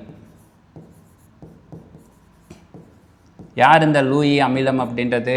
ஒரு ஜோடி எலக்ட்ரான்களை ஏற்பவர். Very good. சூப்பராக ஆன்சர் போட்டிருக்கீங்க. யார் அது பேர்? சங்கீதா. சொல்லுங்கள் என்ன இருக்குது? லூயிஸ் ஆசிட்டுக்கு அப்படியே ஆப்போசிட்டாக சூர்யா. Very good. என்ன இருக்காங்க? லூயிஸ் பேஸ் அப்படின்றவங்க இருக்காங்க. லூயிஸ் பேஸ் அப்படின்றது இருக்குது. அப்படின்னா பாருங்கள், இங்கே என்ன வார்த்தை சொல்கிறாங்க? பேர் ஆஃப் எலக்ட்ரான் அக்செப்டார். ஒரு ஜோடி எலக்ட்ரானை வாங்கினா அது ஆசிட்டான். அப்படின்னா பேஸ் யாராக இருப்பாங்க? ஒரு ஜோடி எலக்ட்ரான்களை வாங்கிக்குது அப்படின்னா அது அமிலமா? அப்படின்னா காரம் என்ன பண்ணணும்? Very good. எலக்ட்ரானை வந்து கொடுக்கணும். காரம் அப்படின்றது எத்தனை எலக்ட்ரான்களை கொடுக்கணும்? ஒரு ஜோடி எலக்ட்ரான்களை. இதை நம்ம எங்கே படிப்போம்? இன்ஆர்கானிக் கெமிஸ்ட்ரியில் படிச்சிருப்போம். என்ன? தியரிஸ் ஆஃப் ஆசிட் பேஸ், அமில காரம் பற்றிய கொள்கைகள். அங்கே என்ன பேசியிருப்போம்? ஒரு 4 வகையான கொள்கைகள் பேசுவோம். என்னென்ன? ஒன்று வந்து ஹர்கீனியஸ் தியரி, செகண்ட் ஒன்று வந்து பிரான்ஸ்டட் லவ்ரி தியரி, தேர்டு தான் லூயிஸ் தியரி, லூயி கொள்கை, ஃபோர்த் ஒன்று வந்து லக்ஸ் ஃப்ளூட் மெத்தடு அப்படின்ற ஒரு 4 கொள்கைகள் பேசியிருப்போம். உடனே சார் நீங்கள் என்ன, நான் அது இன்ஆர்கானிக்கில் தான் படித்தேன் சார், நீங்கள் வந்து ஆர்கானிக்கில் கேள்வி கேட்குறீங்க, அப்படியெல்லாம் போகக்கூடாது. நம்ம எல்லாமே ஏதாவது ஒரு இடத்துல கெமிஸ்ட்ரி வந்து ஒன்றோட ஒன்று இன்டர் டிசிப்ளினரியாக தான் நமக்கு வந்துட்டு இருப்பாங்க. அதனால் கேட்டலிஸ்ட் வந்து இப்படி இருக்கணும். சரிங்க sir, what is the next information? இங்கே ஜென்ரலாக நடக்கக்கூடிய இந்த அரோமேட்டிக் சப்ஸ்டியூஷன் ரியாக்ஷன்ஸ் எல்லாமே எத்தனை ஸ்டெப்ஸில் நடக்குது அப்படின்னு கேட்டால் 3 ஸ்டெப். ஃபாலோ பண்ணிக்கோங்க. இது வந்து நமக்கு கொஷின் கேட்கலாம். எத்தனை ஸ்டெப் மெக்கானிசம்? 3 ஸ்டெப். அதாவது ஒரு அரோமேட்டிக் வளையம் இருக்குது, பென்சின் வளையம் இருக்குது. அந்த பென்சின் கூட ஒரு ஆள் வந்து சேர போகிறார். எக்ஸாம்பிள் பாருங்கள், இங்கே என்ன இருக்குது? EY அப்படின்ற ஒன்று இருக்குது. EY. இப்போ இது என்ன பண்ணணும்? பிரேக் ஆகணும். இந்த பிரேக் ஆகிட்டு அது புதுசாக ஒரு ஆளுக்கிட்ட சேரணும். ஃபாலோ பண்ண முடியுதா பார்த்துக்கோங்க. பென்சீன் இருக்காரு சார், பென்சீன் இருக்குது. இது கூட நான் என்ன சேர்த்துறேன்? ஒரு 6X அப்படின்றதே சேர்த்துறேன்.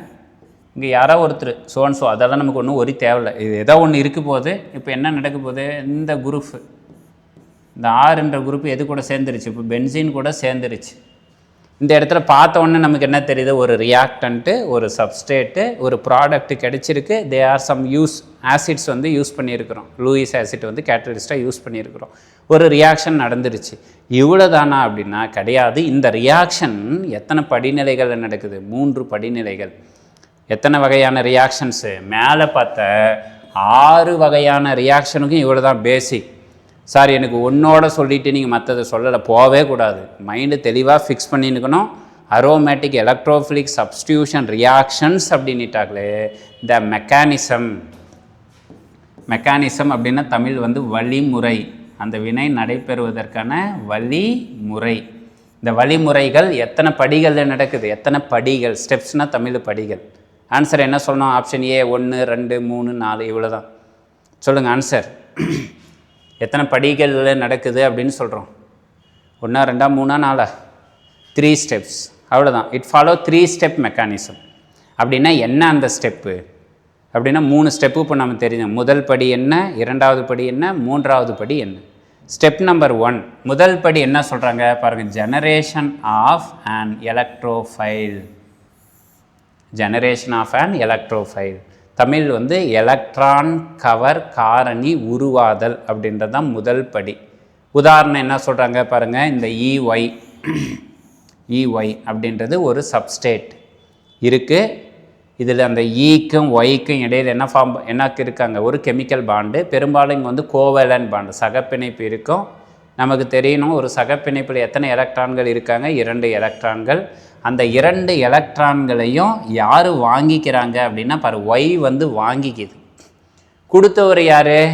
இ வந்து கொடுத்துருச்சு. யார் எலக்ட்ரானை டொனேட் பண்ணுறாங்களோ தே will B carrying positive charge. யார் எலக்ட்ரானை அக்செப்ட் பண்ணுறாங்களோ அவங்க வந்து என்ன சார்ஜஸாக மாறுவாங்க? நெகட்டிவ் சார்ஜஸாக மாறுவாங்க. இப்போ யார் எலக்ட்ரானை வாங்கினவர்? ஒய் எலக்ட்ரானை வாங்கிக்கிச்சு. அதனால் அதுக்கு என்ன மேலே என்ன சார்ஜ் கிரியேட் ஆகுறாங்க? நெகட்டிவ் சார்ஜ் வந்து கிரியேட் ஆகும். யார் எலக்ட்ரானை கொடுத்தவர்? இ வந்து கொடுத்துருக்கு. அதனால் என்ன சார்ஜ் கிரியேட் ஆகிருச்சு? Positive charge. அப்படின்னா இந்த பாசிட்டிவ்லி சார்ஜ்டு ஸ்பீசிஸுக்கு தான் என்ன பேர்? எலக்ட்ரோஃபைல். அப்புறம் இந்த நெகட்டிவ்லி சார்ஜ்டு ஸ்பீசிஸுக்கு என்ன பேர் சொன்னோம்? நியூக்ளியோஃபைல். நமக்கு இங்கே நியூக்ளியோஃபைல் சப்ஸ்டியூஷன் ரியாக்ஷனை பற்றி நம்ம பேசுகிறோம். அதனால் ஒய்யை பற்றி நமக்கு ஒரி பண்ண வேண்டிய அவசியம் இல்லை. நாம் பேசுகிறது எல்லாமே எதை பற்றி? Electrophilic substitution. அதனால் ஸ்டெப் நம்பர் 1ல் எது ஜெனரேட் ஆகணும்? எலக்ட்ரோஃபைல் ஜெனரேட் ஆகணும். இதுதான் ஃபஸ்ட்டு ஸ்டெப். ஸ்டெப் நம்பர் 2 என்ன நடக்கணும்? இந்த எலக்ட்ரோஃபைல் போய் இப்போ அட்டாக் பண்ணணும். அட்டாக் பண்ணுறதுக்கு போகிறது தான் ரெண்டாவது ஸ்டெப்பு. அந்த செகண்ட் ஸ்டெப்புக்கு என்ன பேர் கொடுக்குறோம் அப்படின்னு கேட்டால் ஃபார்மேஷன் ஆஃப் கார்போகேட்டையான். பாருங்கள், ஃபார்மேஷன் ஆஃப் கார்போகேட்டையான். நீங்கள் தான் சொல்லணும் கார்போகேட்டையான்னா நெகட்டிவ் சார்ஜஸா பாசிட்டிவ் சார்ஜஸா? கார்போகேட்டையான் அப்படின்றது கார்போகேட்டையான்ன்றது பாசிட்டிவ். Very good. இப்போ பாசிட்டிவ். பாயிண்ட் நம்பர் 2 செகண்ட் ஸ்டெப்புக்கு போனோம். செகண்ட் ஸ்டெப் என்ன சார் அப்படின்னா பென்சின் ரிங்கு பார்த்தோம் இல்லையா, பென்சின் வளையம். பென்சின் வளையத்தில் எலக்ட்ரான் ரிச்சாக இருக்கா எலக்ட்ரான் குறைவாக இருக்குன்னு சொன்னோமா?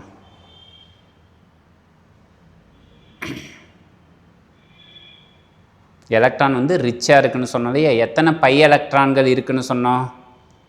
எத்தனை பை எலக்ட்ரான்ஸ் இருக்குன்னு சொன்னோம்? 6 இல்லையா? Very good. Very good. Almost எல்லாருமே சரியான ஆன்சரை தான் போட்டு வரீங்க. 6 பை எலக்ட்ரான்கள் இருக்குதுன்னு சொல்லிட்டோம். இப்போ அப்படின்னா அங்கே எலக்ட்ரான் இருக்குது. எலக்ட்ரானை அட்ராக்ட் பண்ணுறதுக்கு என்ன சார்ஜ் தேவை? எலக்ட்ரான்ன்றது நெகட்டிவ் சார்ஜ். இந்த நெகட்டிவ் சார்ஜை யார் போய் அட்ராக்ட் பண்ணும் அப்படின்னு கேட்டால் பாசிட்டிவ் சார்ஜ் அட்ராக்ட் பண்ணணும். அந்த பாசிட்டிவ் சார்ஜ் தான் ஆல்ரெடி என்ன பண்ணியிருக்கு, ஜெனரேட் இருக்குது. அப்போ ஜென்ரேட் ஆன பாசிட்டிவ் சார்ஜ் சும்மா இருக்காது. என்ன பண்ணுன்னா பென்சின் வளையத்துக்கிட்ட அப்படியே பக்கம் போச்சுனாக்கல பென்சின் இருக்கக்கூடிய எலக்ட்ரான் இது அழகாக பிடிச்சிக்கும். எதுவே இந்த எலக்ட்ரோஃபைலை போய் பிடிச்சிக்கும் பொழுது இப்போ என்ன நடக்கும், ஒரு பாசிட்டிவ் சார்ஜு காம்ப்ளெக்ஸ் இங்கே ப்ளஸ் தானே போகுது அப்படின்னா இந்த ப்ளஸ் வந்து பென்சின் வளையத்துக்கு மேலே உருவாகும். அந்த காம்ப்ளெக்ஸுக்கு தான் என்ன பேர், கார்போகேட்டையான் வந்து ஃபார்மேஷன். ஸ்டெப் நம்பர் 2 வார்த்தை சொல்கிறாங்க பாருங்கள். என்ன சொல்கிறாங்க, the attack the benzene.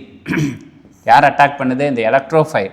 Attack of the benzene அந்த எலக்ட்ரோஃபைல் E+ அப்படின்றத அட்டாக் பண்ணும் பொழுது நமக்கு இன்பிட்வீனில் ஒரு இன்டர்மீடியேட் வந்து உருவாகுது. இது வந்து நமக்கு காம்படேட்டிவ் எக்ஸாம் ரிப்பீட்டட் கொஸ்டின்.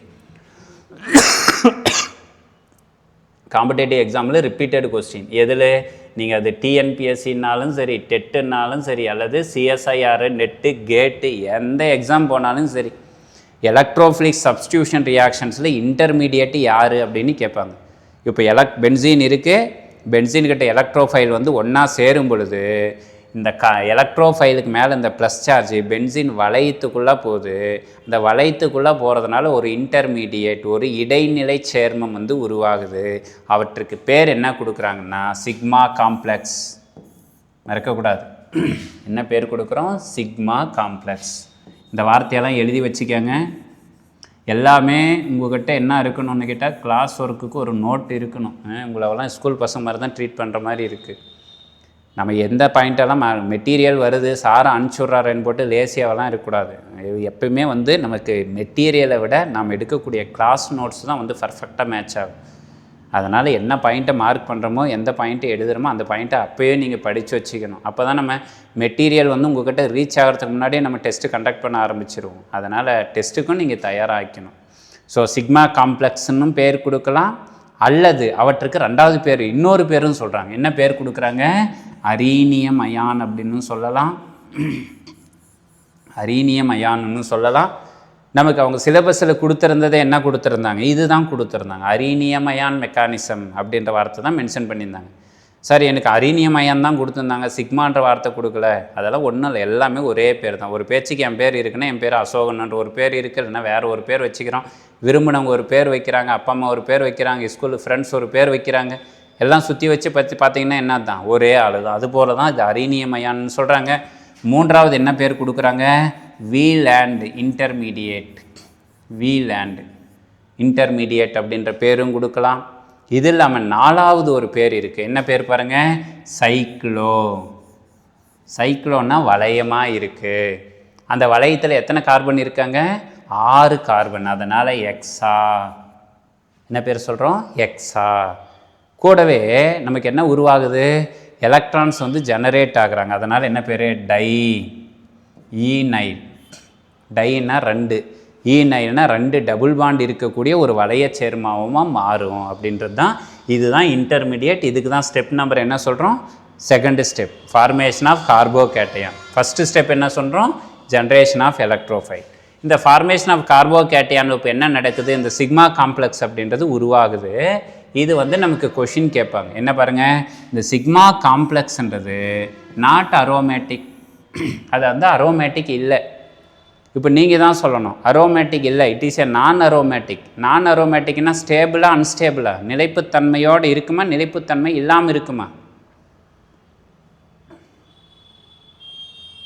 நான் அரோமேட்டிக் சார், அது நிலைப்புத்தன்மை இருக்குமா நிலைப்புத்தன்மை இல்லாமல் இருக்குமா? Very good, it will be unstable, நிலைப்புத்தன்மை இல்லாமல் இருக்கும். இப்போ நிலைப்புத்தன்மை இல்லைன்னா என்ன பண்ணும்? என்கிட்ட இருந்து ஒரு ஆளை என்ன பண்ணுறேன்னா வெளியே துரத்தி விட போகிறேன்.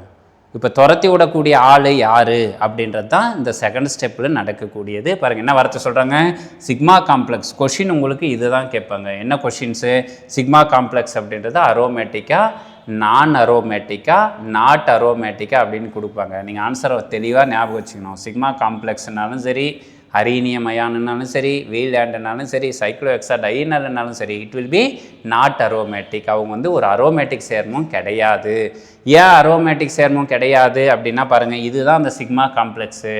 இந்த பகுதியில் இருக்கக்கூடிய கார்பனை பாருங்கள், இதில் எத்தனை சிக்மா பாண்ட் இருக்குது? இந்த ஹைட்ரஜன் இருக்கிறது ஒரு சிக்மா பிணைப்பு, இந்த எலக்ட்ரோஃபைல் வந்து அட்டாச் ஆனது ஒரு சிக்மா பிணைப்பு, இந்த கார்பன் இடையில் உருவாகிறது ஒரு சிக்மா பிணைப்பு, இந்த கார்பனுக்கு இடையில் இருக்கிறது ஒரு சிக்மா பிணைப்பு. How many number of sigma bond present?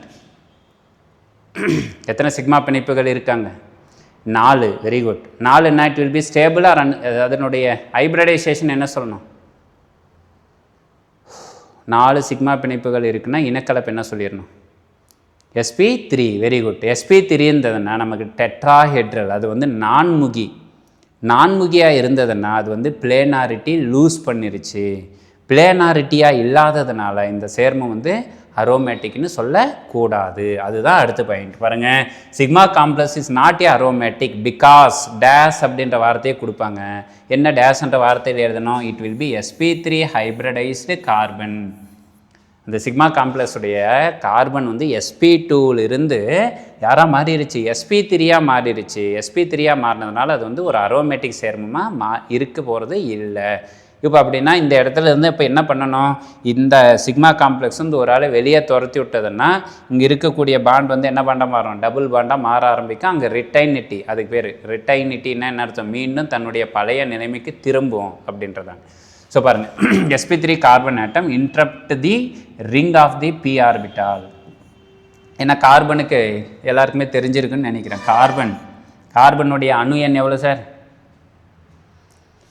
கார்பனுடைய அணு எண் 6. Very good, 6. இப்போ கார்பனுக்கு என்ன இருக்குது? எலக்ட்ரானிக் கான்ஃபிகரேஷன் அப்படின்றது இருக்குது. What is the electronic configuration?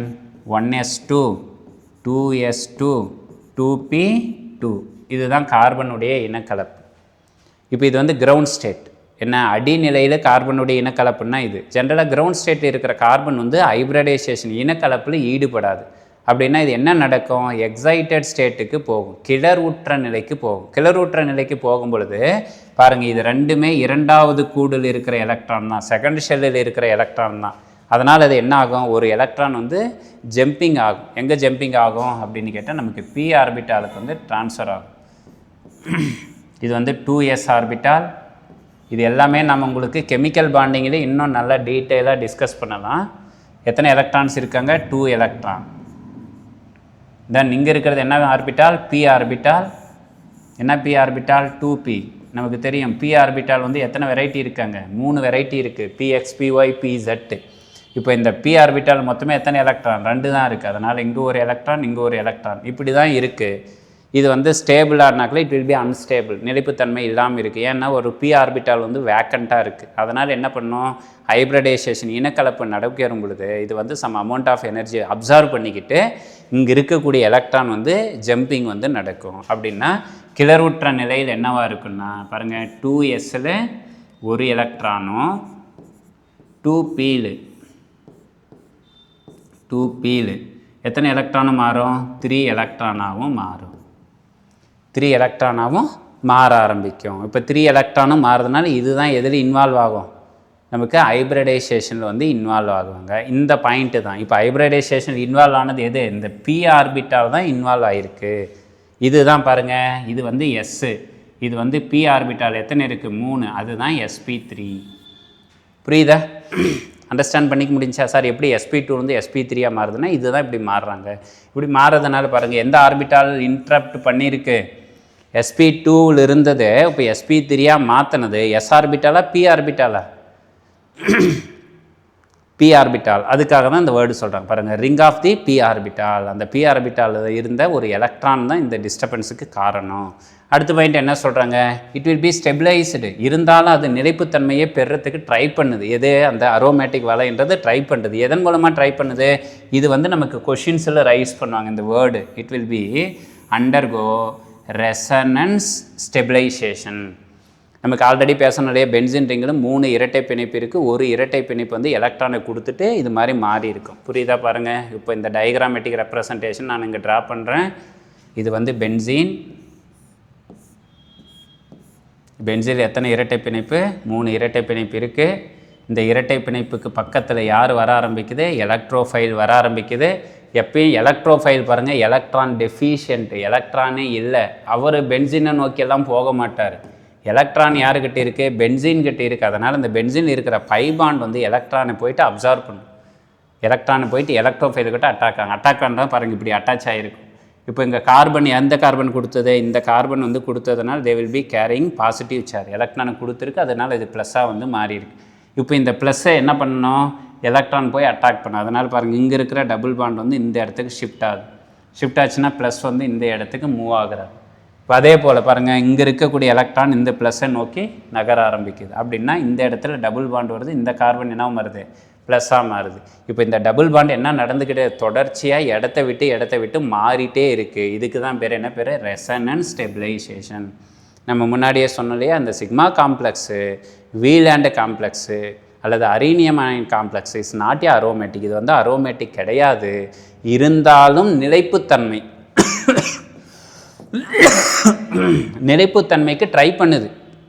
ஏன் ட்ரை பண்ணுது அப்படின்னா, அந்த பிணைப்புக்குள்ளே வளையத்துக்குள்ளே இருக்கக்கூடிய பிணைப்பில் ஈடுபடாத அந்த டபுள் பாண்ட் வந்து வளையத்துக்குள்ளே சுற்றிக்கிட்டே இருக்குது. எங்கே ப்ளஸ் இருக்கா அந்த இடத்துல மூவ் ஆகிட்டே இருக்குது. இதனால் இந்த 3 ஸ்ட்ரக்சரையும் சேர்த்து ஒத்த ஸ்ட்ரக்சராக இந்த டபுள் பாண்டு மாறிட்டே இருக்குது பாருங்கள். இந்த டபுள் பாண்டு மாறதுனால இது மாதிரி ஒரு ஸ்ட்ரக்சரை கொடுக்குறாங்க. இதுதான் என்ன காம்ப்ளெக்ஸ், இது வந்து ஹைப்ரிடைஸ்டு ஃபார்மில் இருக்கக்கூடிய சிக்மா காம்ப்ளெக்ஸ். இந்த டபுள் பாண்டு இருக்குல்லையே, அந்த டபுள் பாண்டை ஜஸ்ட் இது மாதிரி ட்ரா பண்ணிடுறாங்க.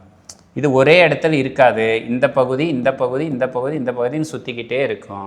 இப்போ கார்பன் என்ன ஆகும், பாசிட்டிவ் சார்ஜை வந்து கேரி பண்ணுறாங்க. இப்போ சொல்லுங்கள் பார்க்கலாம், இது அட்டாக்கிங் பொசிஷன் 1ன்னு வச்சுக்காங்க. இதுக்கு அட்ஜசன்ட் இருக்கிற 2வது பொசிஷன், இது 3வது பொசிஷன், இது 4வது பொசிஷன், இது வந்து 5, இது வந்து 6. இப்போ எந்தெந்த பொசிஷனில் உங்களுக்கு பாசிட்டிவ் சார்ஜ் ஜெனரேட் ஆகிருக்காங்க, நீங்கள் தான் ஆன்சர் சொல்லணும். எந்தெந்த பொசிஷனில் பாசிட்டிவ் சார்ஜ் ப்ளஸ் சார்ஜ் வந்து ஜென்ரேட் ஆகிருக்கு. நான் நம்பர் போட்டிருக்கிறேன் பாருங்க, அந்த நம்பரை பார்த்து சொல்லுங்கள். இதுக்கு தான் பேர் ஓரியன்டேஷன் ஆஃப் ரியாக்டிவிட்டி. சிலபஸில் நமக்கு தனியாக கொடுத்துருக்குற ஓரியன்டேஷன் ஆஃப் ரியாக்டிவிட்டின்னா என்ன, இப்போ வரக்கூடிய குரூப்பு எந்த இடத்துல பென்சின் ரிங்கில் அட்டாக் பண்ணும் அப்படின்றது. இன்னும் ஒருத்தர் கூட ஆன்சர் பண்ணலையே, அவ்வளோ கஷ்டமான கேள்வியை கேட்டேன். Very good, 2 4 6 excellent. யாராவது 5 எல்லாம் போட்டிருக்கீங்க இல்லையா. எந்தெந்த பொசிஷன் பாசிட்டிவ் சார்ஜ் ஜென்ரேட் ஆகுது பாருங்கள். இது வந்து 2nd பொசிஷன், இங்கே இருக்கிறது வந்து 4th பொசிஷன், இங்கே இருக்கிறது 6th பொசிஷன். அப்படின்னா இதோட உங்களுக்கு பாதி கெமிஸ்ட்ரி ஓவர் இந்த டாப்பிக்கில். என்னது, அட்டாக்கிங் எலக்ட்ரோஃபைல். எந்தெந்த பொசிஷன் அட்டாக் நடக்குன்னா எலக்ட்ரோஃபிலிக் சப்ஸ்டிடியூஷன் அப்படின்னாக்குள்ள உங்கள் மைண்டில் ஃபிக்ஸ் பண்ணிடணும். It will be form the product either 2nd position அல்லது 4th பொசிஷன் அல்லது 6th பொசிஷன். எலக்ட்ரோஃபிலிக் சப்ஸ்டிடியூஷன் நடைபெறும் பொழுது பென்சின் வளையத்தில் எந்தெந்த பகுதிகளில் நமக்கு வரக்கூடிய சப்ஸ்டேட் வந்து எலக்ட்ரோஃபைல் வந்து அட்டாக்கிங் நடக்கும் அப்படின்னா 2nd பொசிஷனில் நடக்கலாம், 4th பொசிஷன் போகலாம், 6th பொசிஷன் போகலாம்.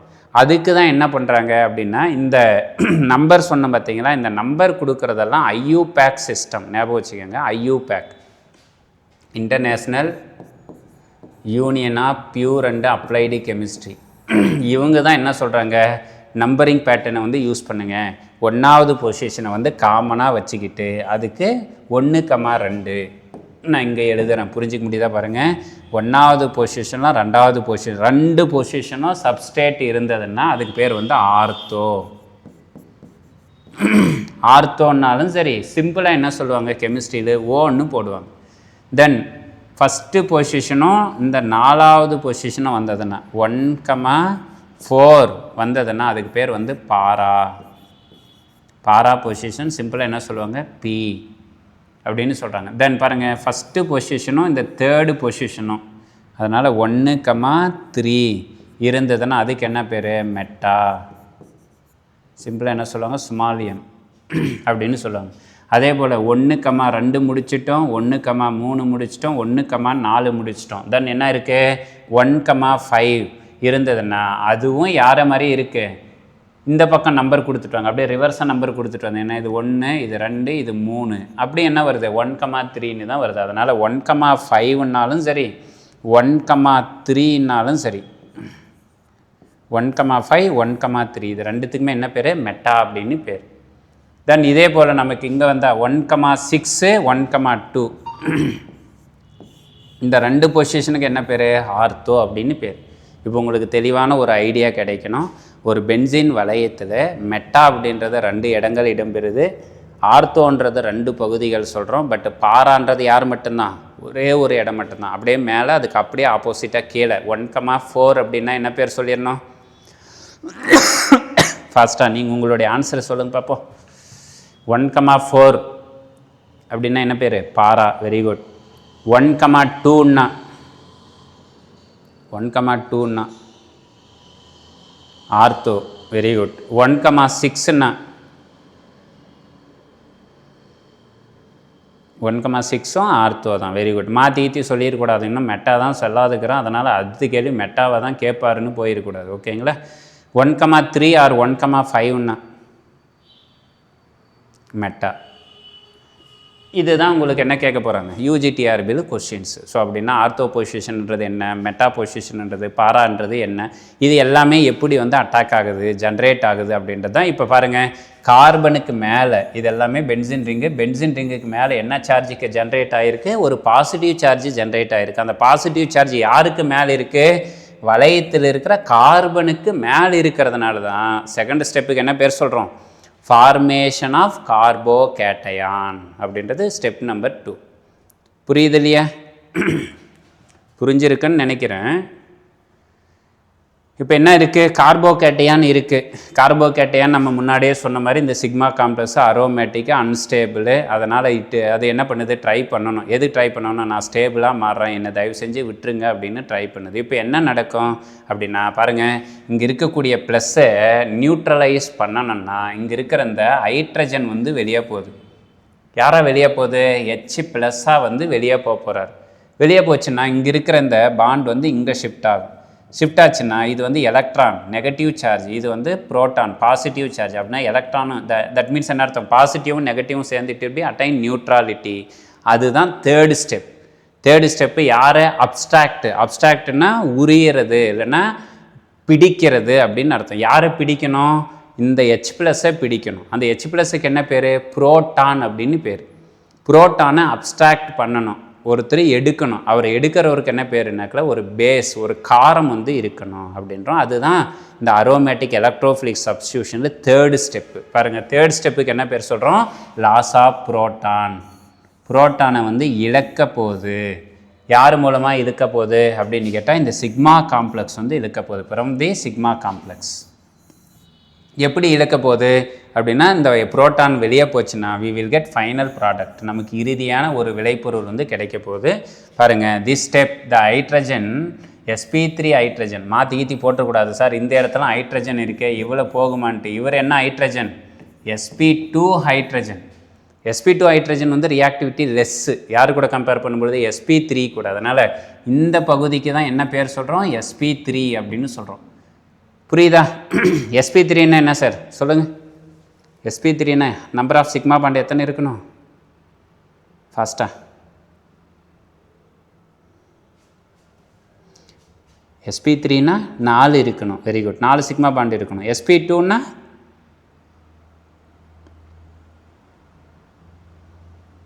3 இருக்கணும், அவ்வளோதான். இப்போ 3 இருக்கக்கூடிய இந்த இடத்துல 3 பாண்ட் இருக்கிற இடத்துல இருக்கிற ஹைட்ரஜனை நீங்கள் டிஸ்டர்ப் பண்ணக்கூடாது. அது ஆல்ரெடி ஹைட்ரஜன் இருக்குது, டபுள் பாண்ட் இருக்குன்னா அது வந்து ஸ்டெபிலிட்டியாக தான் இருக்குது. இந்த எலக்ட்ரோஃபைல் வந்து அட்டாக் ஆகின பொசிஷனில் இருக்கிற ஹைட்ரஜன் வந்து வெளியே போக போகுது. அந்த ஹைட்ரஜனுக்கு தான் என்ன பேர் சொன்னோம், sp3 ஹைட்ரஜன் ஹைப்ரிடைஸ்டு ஹைட்ரஜன் பேர் அவருக்கு. sp3 ஹைப்ரிடைஸ்டு ஹைட்ரஜன் கார்பன் வந்து removed by the conjugate base. Conjugate பேஸ்னால் என்ன அர்த்தம்? ஒரு காரம் என்ன இருக்கணும், ஒரு எலக்ட்ரானை பெற்று இருக்கக்கூடியவர் வந்து வருவார், அவர் கூட இது என்ன போயிடும், ப்ளஸ்ன்றதை ஜாயின் பண்ணி வெளியே போயிடுவாங்க அப்படின்றது தான். பாருங்கள், காஞ்சுகேட் பேஸ் மீண்டும் என்ன நடக்குது, வி வில் கெட் ரீஸ்டோரிங். என்ன ரீஸ்டோர் ஆகுது, ஆல்ரெடி இருந்த அரோமேட்டிக் வளையம் வந்து உங்களுக்கு மீண்டும் வந்து ஃபார்மேஷன் ஆகுறாங்க. பாருங்கள், restoring the aromaticity of the ring அப்படின்றது தான். இதுதான் உங்களுக்கு இந்த பகுதியில் நான் புரிய வைக்க வேண்டிய முக்கியமான பகுதி. மற்றது எல்லாமே ஒரே ஒரு வார்த்தை நம்ம தெரிஞ்சிக்கினா போதுமானது. எது, ரியாக்டன்ட்டுனாக்களே முடிஞ்சு போச்சு, பென்சின் தான். எலக்ட்ரோஃபைல் யாருன்றதையும் நான் முன்னாடியே சொல்லிட்டேன்.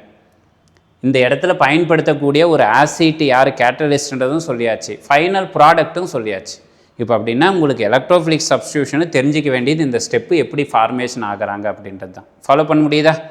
அரோமேட்டிக் எலக்ட்ரோஃபிலிக் சப்ஸ்டியூஷன் ரியாக்ஷன்ஸில் எத்தனை பேரை பற்றி பேச போகிறோம்? நீங்கள் தான் ஃபைனலாக ஆன்சர் சொல்லணும். பாருங்கள், இதுதான் ஃபைனல் ப்ராடக்ட்டு.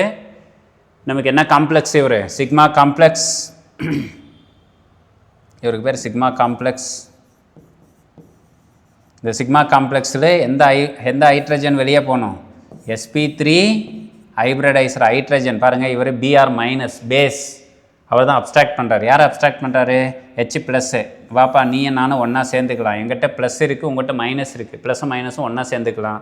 இங்கே இருக்கிற பாண்ட் வந்து உள்ளே பாருங்கள் ஷிஃப்ட் ஆகிக்கும். ஷிஃப்ட் ஆகிட்டு எலக்ட்ரோஃபைல் வந்து பென்சின் இங்கே கூட அட்டாச் ஆகிருச்சு. யார் வெளியே போயிடுச்சு, பிஎஸும் இங்கே இருக்கக்கூடிய புரோட்டானும் சேர்ந்து வெளியே போயிட்டாங்க. இந்த ரியாக்ஷன் தான் என்ன பேர், ஃபைனல் ஸ்டெப்பு, ரீஸ்டோரிங் ஆகிறது. மீண்டும் தன்னுடைய பழைய நிலைமைக்கு பென்சீனை வந்து அட்டைன் ஆகிருச்சு. இந்த ஸ்டெப்பில் நமக்கு எத்தனை ஸ்டெப்பு நடக்குதுன்னு சொன்னு பார்க்கலாம். 1, 2, 3, எத்தனை ஸ்டெப், 3 ஸ்டெப். அந்த 3 ஸ்டெப்புக்கு என்ன பண்ணணும்னா ஒரு எனர்ஜி ப்ரொஃபைல் டயக்ராம் ஞாபகம் வச்சுக்கோங்க. Energy profile diagram aromatic substitution ரியாக்ஷனுக்கு வரையணும். அது என்ன எனர்ஜி ப்ரொஃபைல் டயக்ராம் அப்படின்னா பாருங்கள், இதுதான்.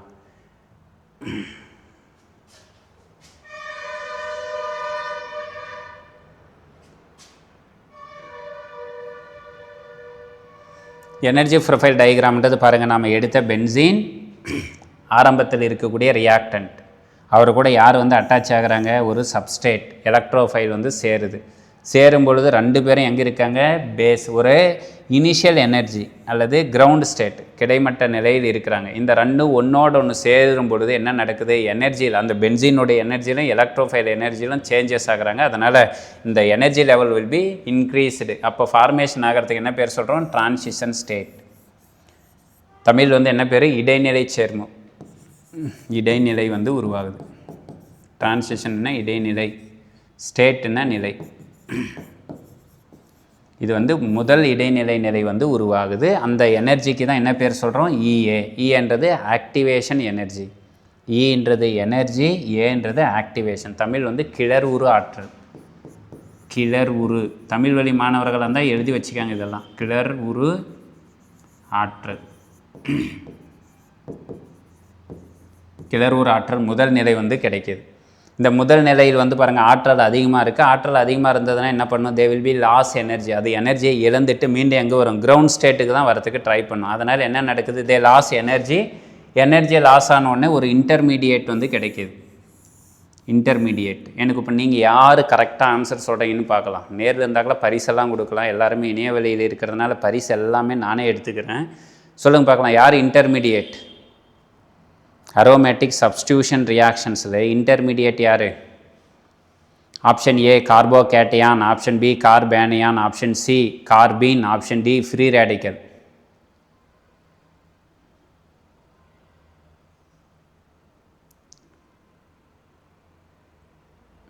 நான் பி எல்லாம் சொல்லக்கூடாது.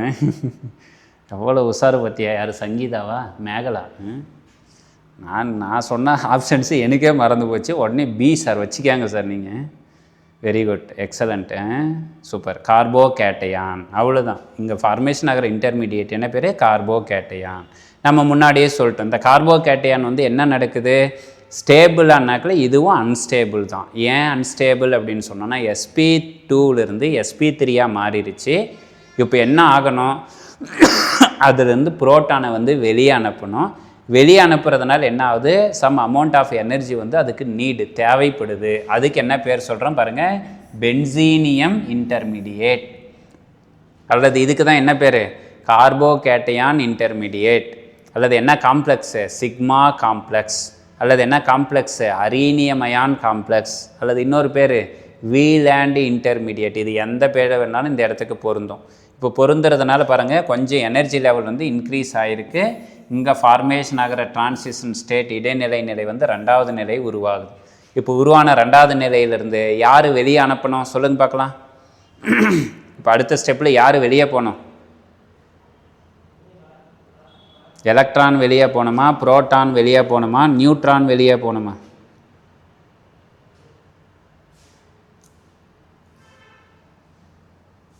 Loss of proton. Very good. யாரோ H+ன்னு போட்டிங்க, அவ்வளோதான். இங்கேருந்து இப்போ யார் வெளியே போகணும்? H+ வந்து வெளியே போகணும். பாருங்கள் H+ வந்து வெளியே போயிருச்சு. நமக்கு யார் கிடச்சிருச்சு? ப்ராடக்ட். நான் இந்த ஆர்கானிக் கெமிஸ்ட்ரி முடியிற வரைக்கும் உங்களுக்கு தெரிஞ்சு வச்சுக்கணும். PDS அப்படின்னு போட்டால் ப்ராடக்ட், RDS அப்படின்னு போட்டால் ரியாக்டன்ட். RDS அப்படின்னு கேட்டால் ரியாக்டன்ட்டு, PDSனால் ப்ராடக்ட். தமிழ் வந்து வினைப்படுபொருள், ப்ராடக்ட்ன்றது வினை விளைபொருள். இதுக்கு பேர் தான் வந்து எனர்ஜி ப்ரொஃபைல் டயக்ராம். சார் இந்த ப்ரொஃபைல் டயக்ராம் வச்சுட்டு என்னென்ன கேள்விகள் கேட்பாங்கன்னா 3 வகையான கேள்விகள் வந்து டச் பண்ணலாம். என்ன கேள்வி டச் பண்ணுவாங்க? இந்த எனர்ஜி ப்ரொஃபைல் டயக்ராமில் ரேட் டிட்டர்மினிங் ஸ்டெப். ரேட்டுன்னா என்ன அர்த்தம் அப்படின்னு கேட்டால் வினைப்படு பொருளினுடைய தன்மை அல்லது வினைப்படு பொருளினுடைய வேகம் எந்த படிநிலையில் வந்து நிர்ணயிக்கப்படுகிறது அப்படின்னு கேட்பாங்க. ஆர்டிஎஸ் அப்படின்னு சொல்லுவாங்க. ஆர்டிஎஸ் ரியாக்டன்ட் அப்படின்னு சொல்லுவாங்க, அல்லது ரேட்டு டிட்டர்மினிங் ஸ்டெப் அப்படின்னு சொல்லுவாங்க. எப்போவுமே நான் உங்கள்கிட்ட கேட்குறேன், புரிஞ்சிக்க முடியுதா பாருங்கள், கவனிக்கிறீங்களா, லிசன் பண்ணுறீங்களா?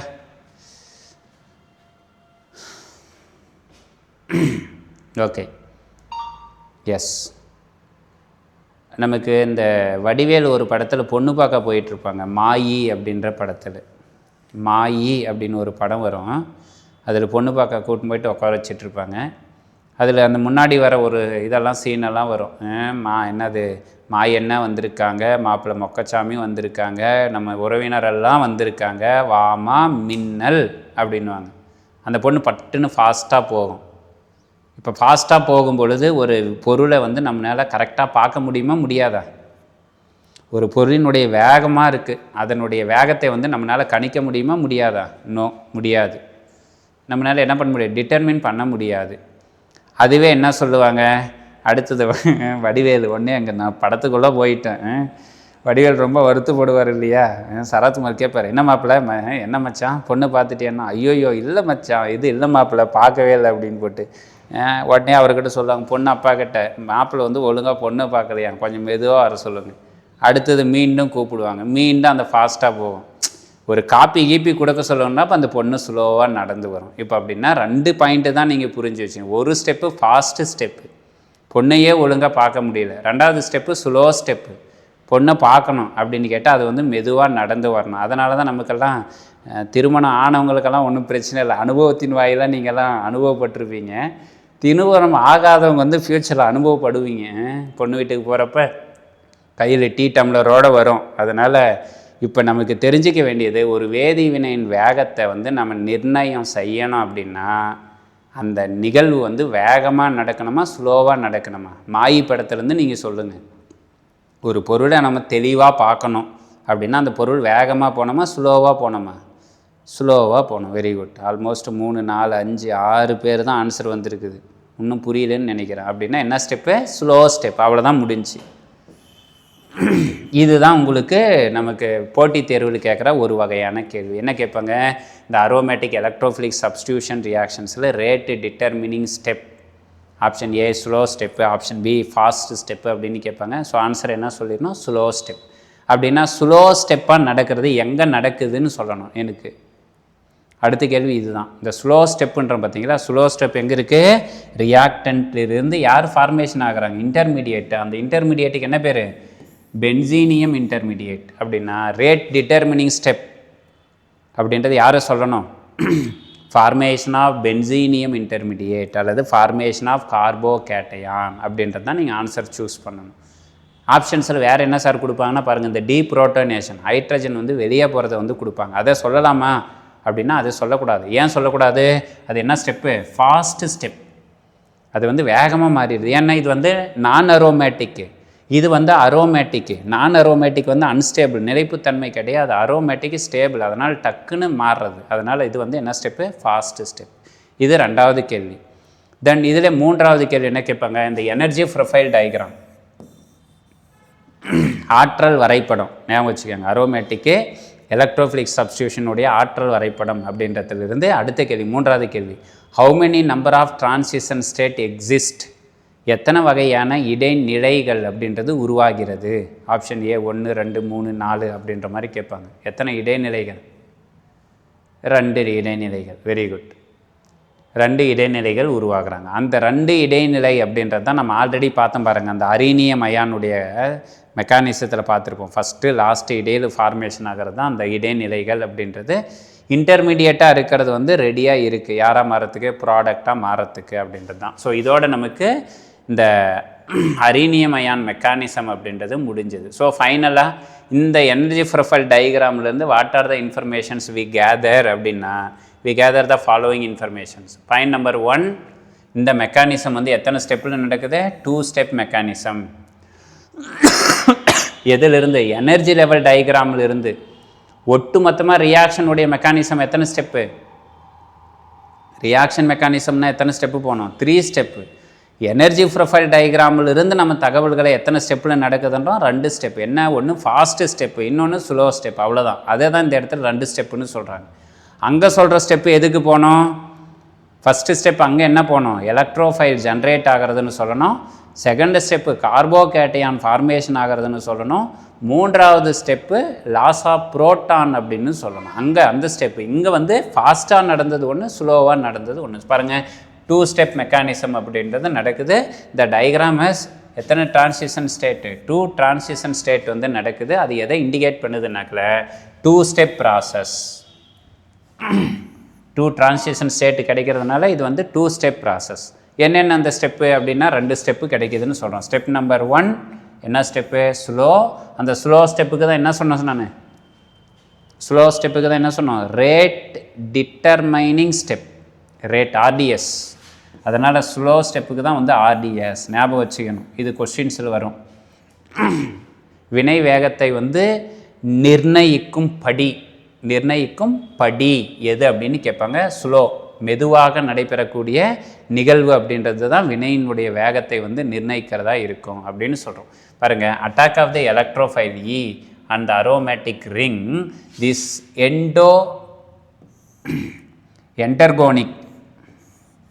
என்டர்கோனிக் அல்லது என்ன பேருனாக்கில் என்டோஜெரிக் அப்படின்னு சொல்கிறோம். எண்டோ அப்படின்னு கேட்டால் ஹீட்டை வந்து அப்சார்வ் பண்ணுறது, ஹீட்டை வந்து வெப்பத்தை வந்து உறிஞ்சிக்கிட்டு தான் அடிநிலையிலிருந்து கிளர்வுற்ற நிலைக்கு போகுது. அதுக்கு தான் என்டோகோனிக் அப்படின்னு சொல்கிறோம். And it has highest activation energy. அந்த பார்த்தோம் இல்லையா டயக்ராம்ல ஃப்ளோ சார்ட் வந்து போட்டிருப்போம். நமக்கு அதிகமான ஆற்றலை வந்து உறிஞ்சிருக்கும்.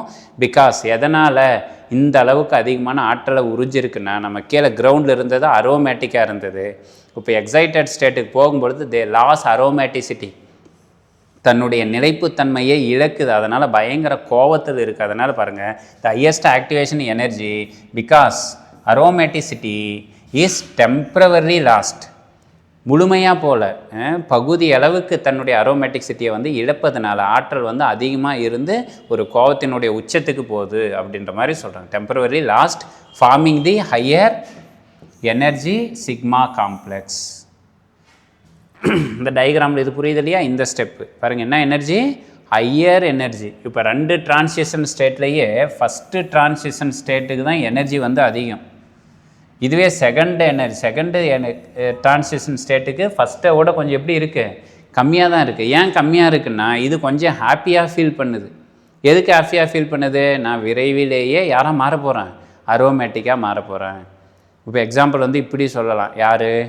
உங்களுக்கும் இப்போ எழுதக்கூடிய டெட் ஆஸ்பிரண்ட்டுக்கும் மாதிரி. நீங்கள்லாம் ஓரளவுக்கு இப்போ இந்த செகண்ட் ஸ்டேட்டில் இருக்கிறீங்க. என்ன, டக்குன்னு ஒரு கவர்மெண்ட் வேலைக்கு வரத்துக்கு தயாராகிட்டீங்க. எந்த கவர்மெண்ட் வேலை? ஒரு டீச்சிங்க்கு வந்துடலாம். எது படித்தா போதும்? சப்ஜெக்ட் மட்டும் படித்தா போதும். ஆனால் இது வந்து இன்றைக்கி படிக்கக்கூடிய டெட் ஆஸ்பிரண்ட்டோடைய நிலைமை. ஃபஸ்ட்டு என்ன பண்ணணும்? டெட்டை பாஸ் பண்ணணும். அதுக்கடுத்தது கொஞ்சம் வெயிட் பண்ணணும். அதுக்கடுத்தது எதுக்கு வரணும்? சப்ஜெக்ட்டுக்கு வரணும். அப்படின்னும் பொழுது இங்கே எனர்ஜி கொஞ்சம் எப்படி இருக்குது? கம்மியாகவே இருக்குது. டக்குன்னு அடுத்த ஸ்டெப்பு வந்தாக்கும் நம்ம ப்ராடக்ட், நம்ம ஒரு கவர்மெண்ட் எம்ப்ளாயி அப்படின்ற மாதிரி தான் அதனால் இந்த ஸ்டெப்பு ஞாபகம் இருக்கணும். ஏன் ஃபஸ்ட்டு ஆக்டிவேஷன் எனர்ஜி வந்து அதிகமாக இருக்குன்னா அரோமேட்டிசிட்டியை இழக்கிறதுனால அதிகமான ஆற்றலாக பெற்று இருக்குது ஆக்டிவேஷன் எனர்ஜி. செகண்டு டிரான்சிஷன் ஸ்டேட்டுக்கு ஆக்டிவேஷன் எனர்ஜி லோ. எதனால் அப்படின்னா அது ஃபாஸ்ட்டாக யாராக மாற போகிறாங்க, அரோமேட்டிசிட்டியை ரிட்டைன் ஆகிறதுனால எனர்ஜி கம்மி அப்படின்ற வார்த்தை வந்து வரணும். பாருங்கள் சொல்கிறாங்க sigma complex otherwise called arenium ion complex. அதுதான் ஃபஸ்ட்டு ஸ்டெப்பு ஃபார்மேஷன் ஆகிறது. ஸ்டெப் நம்பர் 2 சொல்லுங்கள். ஸ்டெப் நம்பர் 2 ஸ்லோவாக ஃபாஸ்ட்டாக? ஸ்டெப் நம்பர் 2 ஃபாஸ்ட்டாக நடக்குது, வேகமாக. என்கிட்ட இருக்கிற மொத்த ஆற்றல்னு எடுத்துக்கடா, நான் டக்குன்னு விழுந்துடுறேன் அப்படின்னுது. அதுக்கு பேர் வந்து எண்டோவில் எக்ஸோஜெரிக் அப்படின்னு பேர். எக்ஸோன்னா என்ன அர்த்தம்? Loss energy. என்கிட்ட இருக்கிற எல்லா ஆற்றலும் நான் வெளியே விட்டுடுறேன். ஏன் வெளியே விடுறேன்? நான் தான் யாராக மாற போகிறேன், அரோமேட்டிக்காக மாற போகிறேன். அதுதான் ஸ்டெப் நம்பர் 2. ஃபாஸ்ட்டாக நடக்குது. பாருங்கள் removal of proton H+ by base. காரத்தினால புரோட்டான் வந்து எடுத்துக்கொள்ளப்படுவது இரண்டாவது படி. பாருங்கள் திஸ் ஸ்டெப் வந்து ரேப்பீடு. நம்மளாம் சொல்லுவாங்க இல்லையா, என்னது இந்த ஏதாவது கேம் அது நடந்ததுன்னா அந்த வார்த்தையை பயன்படுத்துவாங்க, ரேபிட் ஃபயர். ரேபிட் ஃபயர்னு என்ன அர்த்தம்? டக் டக் டக் டக் டக் டக்னு ப்ராசஸ் வந்து நடந்துக்கிட்டே போயிட்டுருக்கணும் அப்படின்றது தான். ரேப்பிடாகவும் இருக்குது அண்டு எக்ஸர்கோனிக். அங்கே என்ன சொன்னோம்? என்டர்கோனிக் அப்படின்னு சொல்கிறோம். இங்கே என்ன வார்த்தை? எக்ஸர்கோனிக் அதர்வைஸ் கால்டு எக்ஸோஜெரிக்.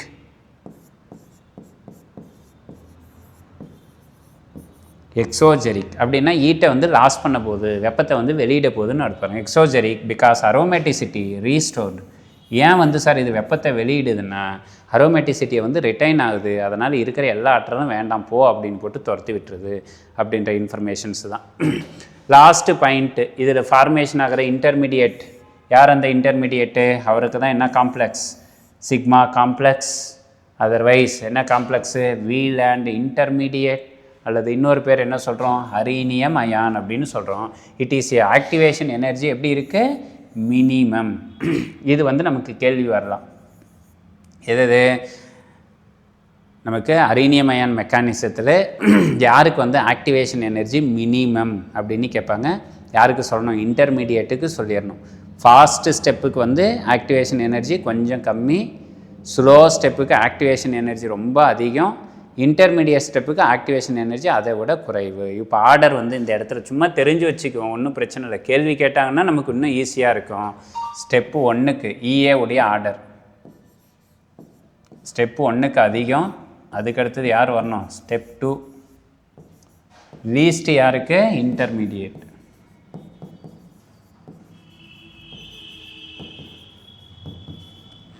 லீஸ்ட் யாருக்கு சொல்கிறோம்? இன்டர்மீடியேட்டுக்கு வந்து லீஸ்ட் அப்படின்ற வார்த்தையை வந்து கொடுக்கணும். இந்த ஆர்டரை வந்து தெரிஞ்சுக்கணும். ஸோ இந்த ஆர்டர் தெரிஞ்சதுன்னா நம்ம ஓவரால் ரியாக்ஷன் ஃபைனலாக எவ்வளோ நேரம் வரைக்கும் பேசினதெல்லாம் என்ன வந்து தகவலை வந்து கொடுக்குது. ஓவரால் ரியாக்ஷன் என்ன வார்த்தை சொல்கிறாங்க அப்படின்னா பாருங்கள், the final product generally lower the activation energy. இது வந்து கிளர்வுற ஆற்றல் வந்து எப்படி இருக்குது? குறைவாக இருப்பதனால அது வந்து எப்படி இருக்குது? எக்ஸர்கோனிக். அதர்வைஸ் வந்து ரியாக்டண்ட்டை விட நமக்கு ஆற்றல் வந்து குறைவாக இருக்கிறது அப்படின்ற வார்த்தை. சரி, இப்போ என்ன கேள்வி? சிக்மா காம்ப்ளெக்ஸு உருவாகுதுன்றதுக்கான எவிடன்ஸ் ப்ரூஃப் ஏதாவது இருக்கா அப்படின்னா ஒரு 2 எக்ஸாம்பிள் வந்து சொல்கிறாங்க. அதே மாதிரி சிக்மா காம்ப்ளெக்ஸ் ஒன்று உருவாகுது, அதே போல் என்ன காம்ப்ளெக்ஸு? Pi complex. சிக்மா காம்ப்ளெக்ஸ்னால் என்ன மீனிங்கே? சிங்கிள், அந்த டபுள் பாண்ட் வந்து உடஞ்சி சிங்கிள் பாண்டாக மாறுறது தான் சிக்மா காம்ப்ளெக்ஸ்னு அர்த்தம். அப்புறம் அந்த பை காம்ப்ளெக்ஸ்னால் என்ன? சிங்கிள் பாண்ட் வந்து டபுள் பாண்டாக மாறத்துக்கு பை காம்ப்ளெக்ஸ்னு பேர். பெரும்பாலும் இந்த பகுதியில் கேள்வியெல்லாம் டச் பண்ணுறது இல்லை, பிஜிடிஆர்பிக்கே டச் பண்ணுறதில்ல. பட் இருந்தாலும் நீங்கள் தகவல்களை முழுமையாக தெரிஞ்சிக்கணும் அப்படின்றதுக்காக தான் இந்த தகவல் கொடுக்குறோம். கேள்வி என்ன கேட்பாங்க? எவிடன்ஸ் ப்ரூஃப் என்ன? யாருக்கான ப்ரூஃபு? இந்த அரினியம் அயான் இன்டர்மீடியேட் வந்து ஃபார்மேஷன் ஆகுது அப்படின்றதை எதை வச்சு சொல்கிறீங்க அப்படின்றதுக்கு 2 எவிடன்ஸை வந்து கொடுக்குறாங்க. எதுக்கு? வித்து டேட்டாஸோட, தகவலோட. இந்த டேட்டாஸ் எல்லாம் எங்கேருந்து எடுப்பாங்க அப்படின்னு கேட்டால் நீங்கள் பிஜி படித்தவங்களாக இருந்தால் தெரிஞ்சிருக்கும். எல்லாத்துக்குமே ஸ்பெக்ட்ரல் ஸ்டடீஸ் வந்து பண்ணணும். நம்ம முன்னாடியே பேசின NMR, UV, மாஸ் பயாரு, அதே மாதிரி எலக்ட்ரான் ஸ்பெக்ட்ராஸ்கோப்பி, இல்லைன்னா ராமன், IR, இந்த தகவல் எல்லாத்தையும் எடுத்து இது மாதிரி உருவாகிருக்குன்றதுக்கு ஒரு ப்ரூஃப் வந்து கொடுக்கணும். அது மாதிரி உருவாகிற ஒரு எவிடன்ஸ் தான் பாருங்கள், benzene reaction with DCl. D அப்படின்றது டியூட்டீரியம். நமக்கு தெரியும் இல்லையா? HClன்றது ஹைட்ரஜன் குளோரைடு. Hydrochloric acid. இந்த ஹைட்ரஜன் வந்து எக்ஸிஸ்ட் அஸ் எ புரோட்டான். ஹைட்ரஜனுக்கு எத்தனை ஐசோடோப் இருக்குது? யாராவது ஆன்சர் சொல்லுங்கள் பார்க்கலாம். இதெல்லாம் நீங்கள் டெட்டு டிஎன்பிசி படிக்கிறப்ப படிச்சிருப்பீங்க. ஹைட்ரஜனுடைய ஐசோடோப்புகளின் எண்ணிக்கை 3. Very good answer, super. 2 3 பேர் 4 பேர் சொல்லியிருக்கீங்க. 3 பேர் இருக்காங்க. என்னென்ன? H11. எல்லா பேசிக்கையும் இந்த இடத்துல நான் டச் பண்ணி விட்டுட்டே போகிறேன்.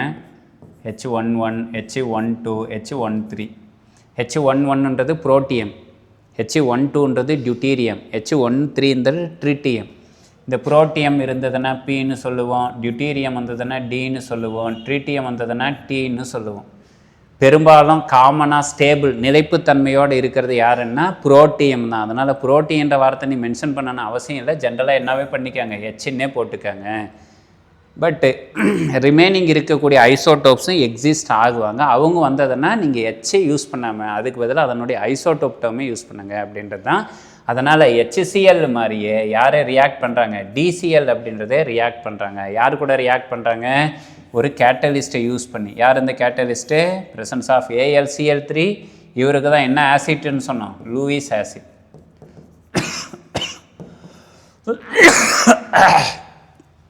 லூயிஸ் அமிலத்தின் முன்னிலையில் இந்த DCl-ஐ வந்து வினைப்படுத்துகிறாங்க. வினைப்படுத்தும் பொழுது ஜென்ரலான ரியாக்ஷன் என்ன நடந்திருக்கணும் அப்படின்னா, அந்த Cl வந்து அட்டாக்கிங் நடந்திருக்கணும். ஆனால் இந்த இடத்துல Cl-க்கு பதிலாக யார் வந்து அட்டாக் ஆகுனா, டியூட்டீரியம் வந்து அட்டாக் ஆகுறாங்க அப்படின்றது தான். பாருங்கள், benzene form complex with HCl. HCl கூட சேரும்பொழுது ஒரு காம்ப்ளெக்ஸ் வந்து உருவாகுது. இந்த காம்ப்ளெக்ஸ் வந்து கலர்டாக இருக்குது.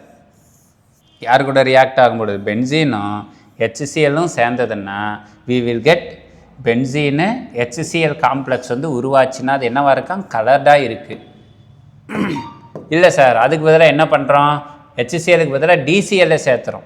அப்போ என்ன நடக்கும் பாருங்கள். மோரோவர் DCl சேர்த்தனா அந்த used to place HCl, deuterium exchange with benzene proton. முன்னே என்ன நடந்தது? பென்சீனும் HCl-ம் ஒன்றோட ஒன்று சேர்ந்து ஒரு காம்ப்ளெக்ஸாக உருவாச்சு. இப்போ DCl-ஐ நான் சேர்த்தனப்ப பென்சீனில் இருக்கக்கூடிய புரோட்டானை வெளியே துரத்தி விட்டுட்டு அவருக்கு பதிலாக யார் வந்து சேர்ந்துருச்சு? டியூட்டீரியம் வந்து அந்த இடத்துல சேருது. டியூட்டீரியம் சேர்ந்ததுனால இப்போ என்ன ஆகலை? காம்ப்ளெக்ஸ் வந்து கலராக இல்லை. முன்ன HCl சேர்ந்துருந்தப்போ என்ன உருவாச்சு? கலர் வந்து உருவாச்சு. இப்போ HCl சேரும் பொழுது நமக்கு என்ன உருவாயிருக்குன்னாக்கா அந்த இடத்துல ஒரு அயானிக் காம்ப்ளெக்ஸ், அயனி நிலையில் ஒரு சேர்மமாக இருக்கும். அயனி நிலையில் இருக்கிறதுனால அந்த சொல்யூஷன் வந்து கண்டக்ட் எலக்ட்ரிசிட்டி, அது வந்து மின்சாரத்தை கடத்துது. மின்சாரத்தை கடத்ததுனால கண்டிப்பாக it will B show ionic character. அது வந்து அயனி நிலையில் இருந்திருக்கும். இப்போ இந்த 3மே இங்கே நடக்கலை. யார் சேர்ந்ததுனால? DCl-ஐ சேர்த்தனதுனால. ஒரு ஒன்றும் இல்லை, நீங்கள் சிம்பிளான ஒரு இன்ஃபர்மேஷன்ஸ் தான். இதெல்லாம் எப்படி சார் நம்புற மாதிரியா இருக்குது அப்படின்னா, கெமிஸ்ட்ரியெல்லாம் நம்பி தான் ஆகணும். கெமிஸ்ட்ரியில் எதுவும் நம்பாமலாம் செய்யாமலாம் அவ்வளோ சீக்கிரம் ஒரு டெக்ஸ்ட் புக்குக்குள்ளே வராது. ஃபாலோ பண்ண முடியுதா பாருங்கள். ஒரு டெஸ்ட் டியூப் எடுத்துக்கிறோம். கவனிக்கிறீங்களா? லிசன் பண்ணுறீங்களா? ஒரு டெஸ்ட் டியூபை எடுத்துக்கிட்டு அதில் சும்மா ஒரு 2 or 3 drops பென்சீன் லிக்யூடை வந்து சேர்த்துறோம். லிக்யூடை சேர்த்துட்டு அது கூட யார் ஆட் பண்ணுறீங்க?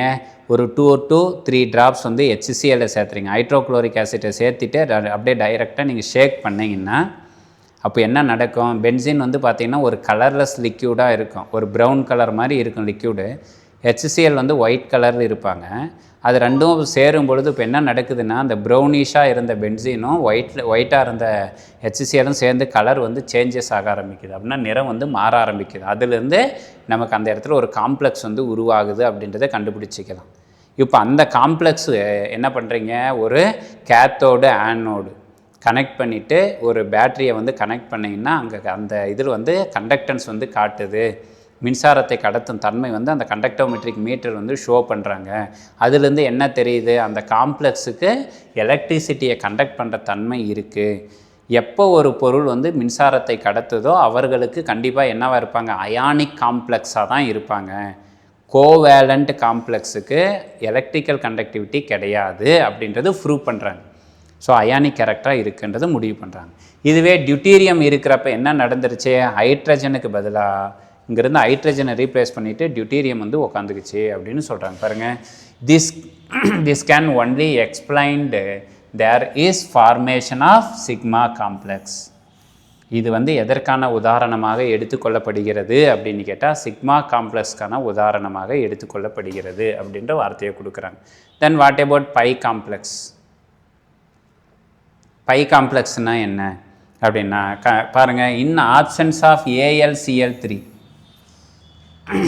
முன்ன யார் முன்னிலையில் இந்த ரியாக்ஷன் நடந்தது? கவனிக்கிறீங்களா? முன்ன யார் முன்னிலையில் நடந்தது? Presence of AlCl3. ஒரு லூயிஸ் ஆசிட் இருக்கிறப்ப HCl கூடயும் DCl கூடயும் சேர்த்தனீங்க, அப்போது ஒரு காம்ப்ளெக்ஸ் உருவாச்சு. அதுக்கு என்ன காம்ப்ளெக்ஸு? சிக்மா காம்ப்ளெக்ஸ்னு பேர் கொடுக்குறோம். இப்போ AlCl3 இல்லாதப்ப இந்த வினையை நடத்தினா என்ன நடக்குதுன்னா பாருங்கள், பென்சின் ஸ்டில் ஃபார்ம் 1:1 காம்ப்ளெக்ஸ். அதாவது என்ன சொல்கிறாங்க, பென்சின் 1 மோல் HCl சேர்த்துனீங்கன்னா அந்த ரியாக்ஷன் வந்து நடந்திருக்கு. நீங்கள் அந்த 1 மோலை விட பென்சின் 1 மூலக்கூறு எடுத்துக்கிட்டு HCl வந்து அதை விட குறைவாக எடுத்திங்கன்னா அந்த ரியாக்ஷன்ஸ் வந்து நடக்கிறது கிடையாது. ஆனால் இந்த இடத்துல முன்னாடி பார்த்த AlCl3 இருக்கிறப்ப இந்த இடத்துல அந்த ரேஷியோ எதுவும் சொல்லலை, 1:1 1:5 இந்த மாதிரி எதுவுமே சொல்ல கிடையாது. ஆனால் ஆப்ஷன்ஸ் ஆஃப் AlCl3யில் நீங்கள் கண்டிப்பாக 1 ml பென்சின் எடுத்தால் 1 ml HCl எடுக்கணும், 2 ml பென்சின் எடுத்தால் 2 ml HCl எடுக்கணும் அப்படின்னு சொல்கிறாங்க. பாருங்கள், 1:1 complex with HCl. But contrast, HCl கூட காம்ப்ளெக்ஸ் ஃபார்மேஷன் ஆகுது, நோ இஷ்யூ. பட் இதுக்கு அப்படியே எதிராக இருக்குது கான்ட்ராஸ்ட்டு. இந்த சிக்மா காம்ப்ளெக்ஸுக்கு எதிராக இருக்குது அப்படின்னு சொல்கிறாங்க. சிக்மா காம்ப்ளெக்ஸ் எலக்ட்ரிக்கல் கண்டக்டிவிட்டி இருக்கா இல்லையா? ஃபாஸ்ட்டாக உங்களுடைய answer. Sigma complex they have electrical conductivity or no? Yes, electrical conductivity இருக்குது. Sigma complex coloured or not coloured? colored, very good. They are ionic nature or covalent nature?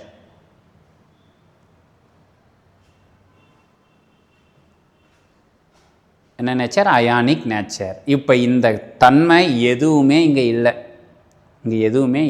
என்ன சொல்கிறாங்க பாருங்கள், இது வந்து கலர்லெஸ்ஸாக இருக்குது, டஸ் நாட் கண்டக்ட் எலக்ட்ரிசிட்டி, மின்சாரத்தை கடத்துறதில்ல, மின்சாரத்தை கடத்தாதனால இது என்னாவும் கிடையாதுன்றாங்க,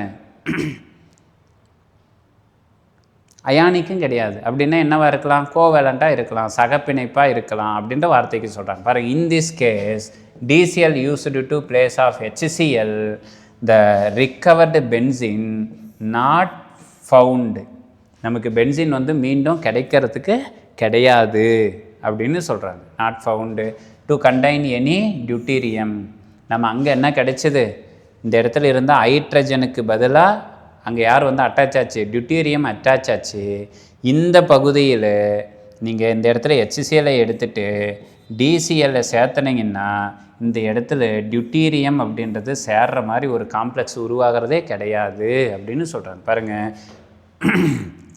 In this case, when DCl used to place of HClக்கு பதிலாக DCl சேர்த்தனீங்கன்னா என்ன நடக்குது? இந்த recovered benzene, திரும்ப பெறப்பட்ட பென்சின் அப்படின்றது நாட் ஃபவுண்டு, நமக்கு மீண்டும் என்ன பண்ணுறதில்ல, கிடைக்கிறதில்ல.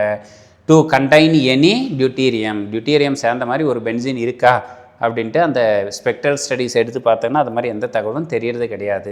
இப்படி இருந்ததுன்னா பாருங்கள், this type of complex is called pi complex. Deuterium attach ஆகாமல் இருந்ததுன்னா அந்த காம்ப்ளெக்ஸுக்கு பை காம்ப்ளெக்ஸ். டியூட்டீரியம் அட்டாச் ஆச்சுன்னா அந்த காம்ப்ளெக்ஸுக்கு என்ன பேர்? டியூட்டீரியம் சேர்ந்துருந்தால் அந்த காம்ப்ளெக்ஸ் என்ன காம்ப்ளெக்ஸு?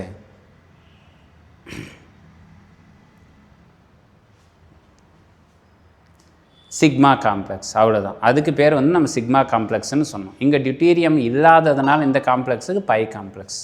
ஸோ இந்த தகவலெல்லாம் ரொம்ப அப்டேட்டட் இன்ஃபர்மேஷன்ஸ். இதெல்லாம் மேக்ஸிமம் எந்த இடத்துல உங்களுக்கு டச்சே பண்ண மாட்டாங்க, யாரும் சொல்லவே மாட்டாங்க. அதனால் பட் இருந்தாலும் நமக்கு கேள்வி கேட்குறவங்க ஸ்டாண்டர்டாக ஒரு ப்ரொஃபஸர்ஸ் வந்து ஒரு கொஷின் பேப்பரை வந்து செட் பண்ணுறாங்கன்னா ஸ்டாண்டர்டு ஒரு ரெஃபரன்ஸ் புக்கை வந்து வைக்குவாங்க. அந்த ரெஃபரன்ஸ் புக்கை வைக்கும் பொழுது இந்த மாதிரி கேள்வியெல்லாம் செட் பண்ணாங்கன்னா நமக்கு தெரிஞ்சு வச்சுக்கணும். அதே போல் கேள்விகளையும் என்ன பண்ணுங்கன்னா கொஞ்சம் தெளிவாக ஞாபகம் வச்சுக்கோங்க. நீங்கள் ஆல்மோஸ்ட் வேறு எங்கேயாவது நம்ம இங்கே தான் சேரணும்னு உங்களை கட்டாயமெல்லாம் படுத்தலை. இன்றைக்கி நமக்கு டெமோ தான் போகுது. ஆல்ரெடி நேற்றே வந்து ஒரு 6-7 பேர் வந்து நமக்கு அட்மிஷன் போட்டுட்ருக்காங்க. அட்மிஷன் போட்டவங்களும் இருக்கிறீங்க, அட்மிஷன் போடாதவங்களும் இருக்கிறீங்க.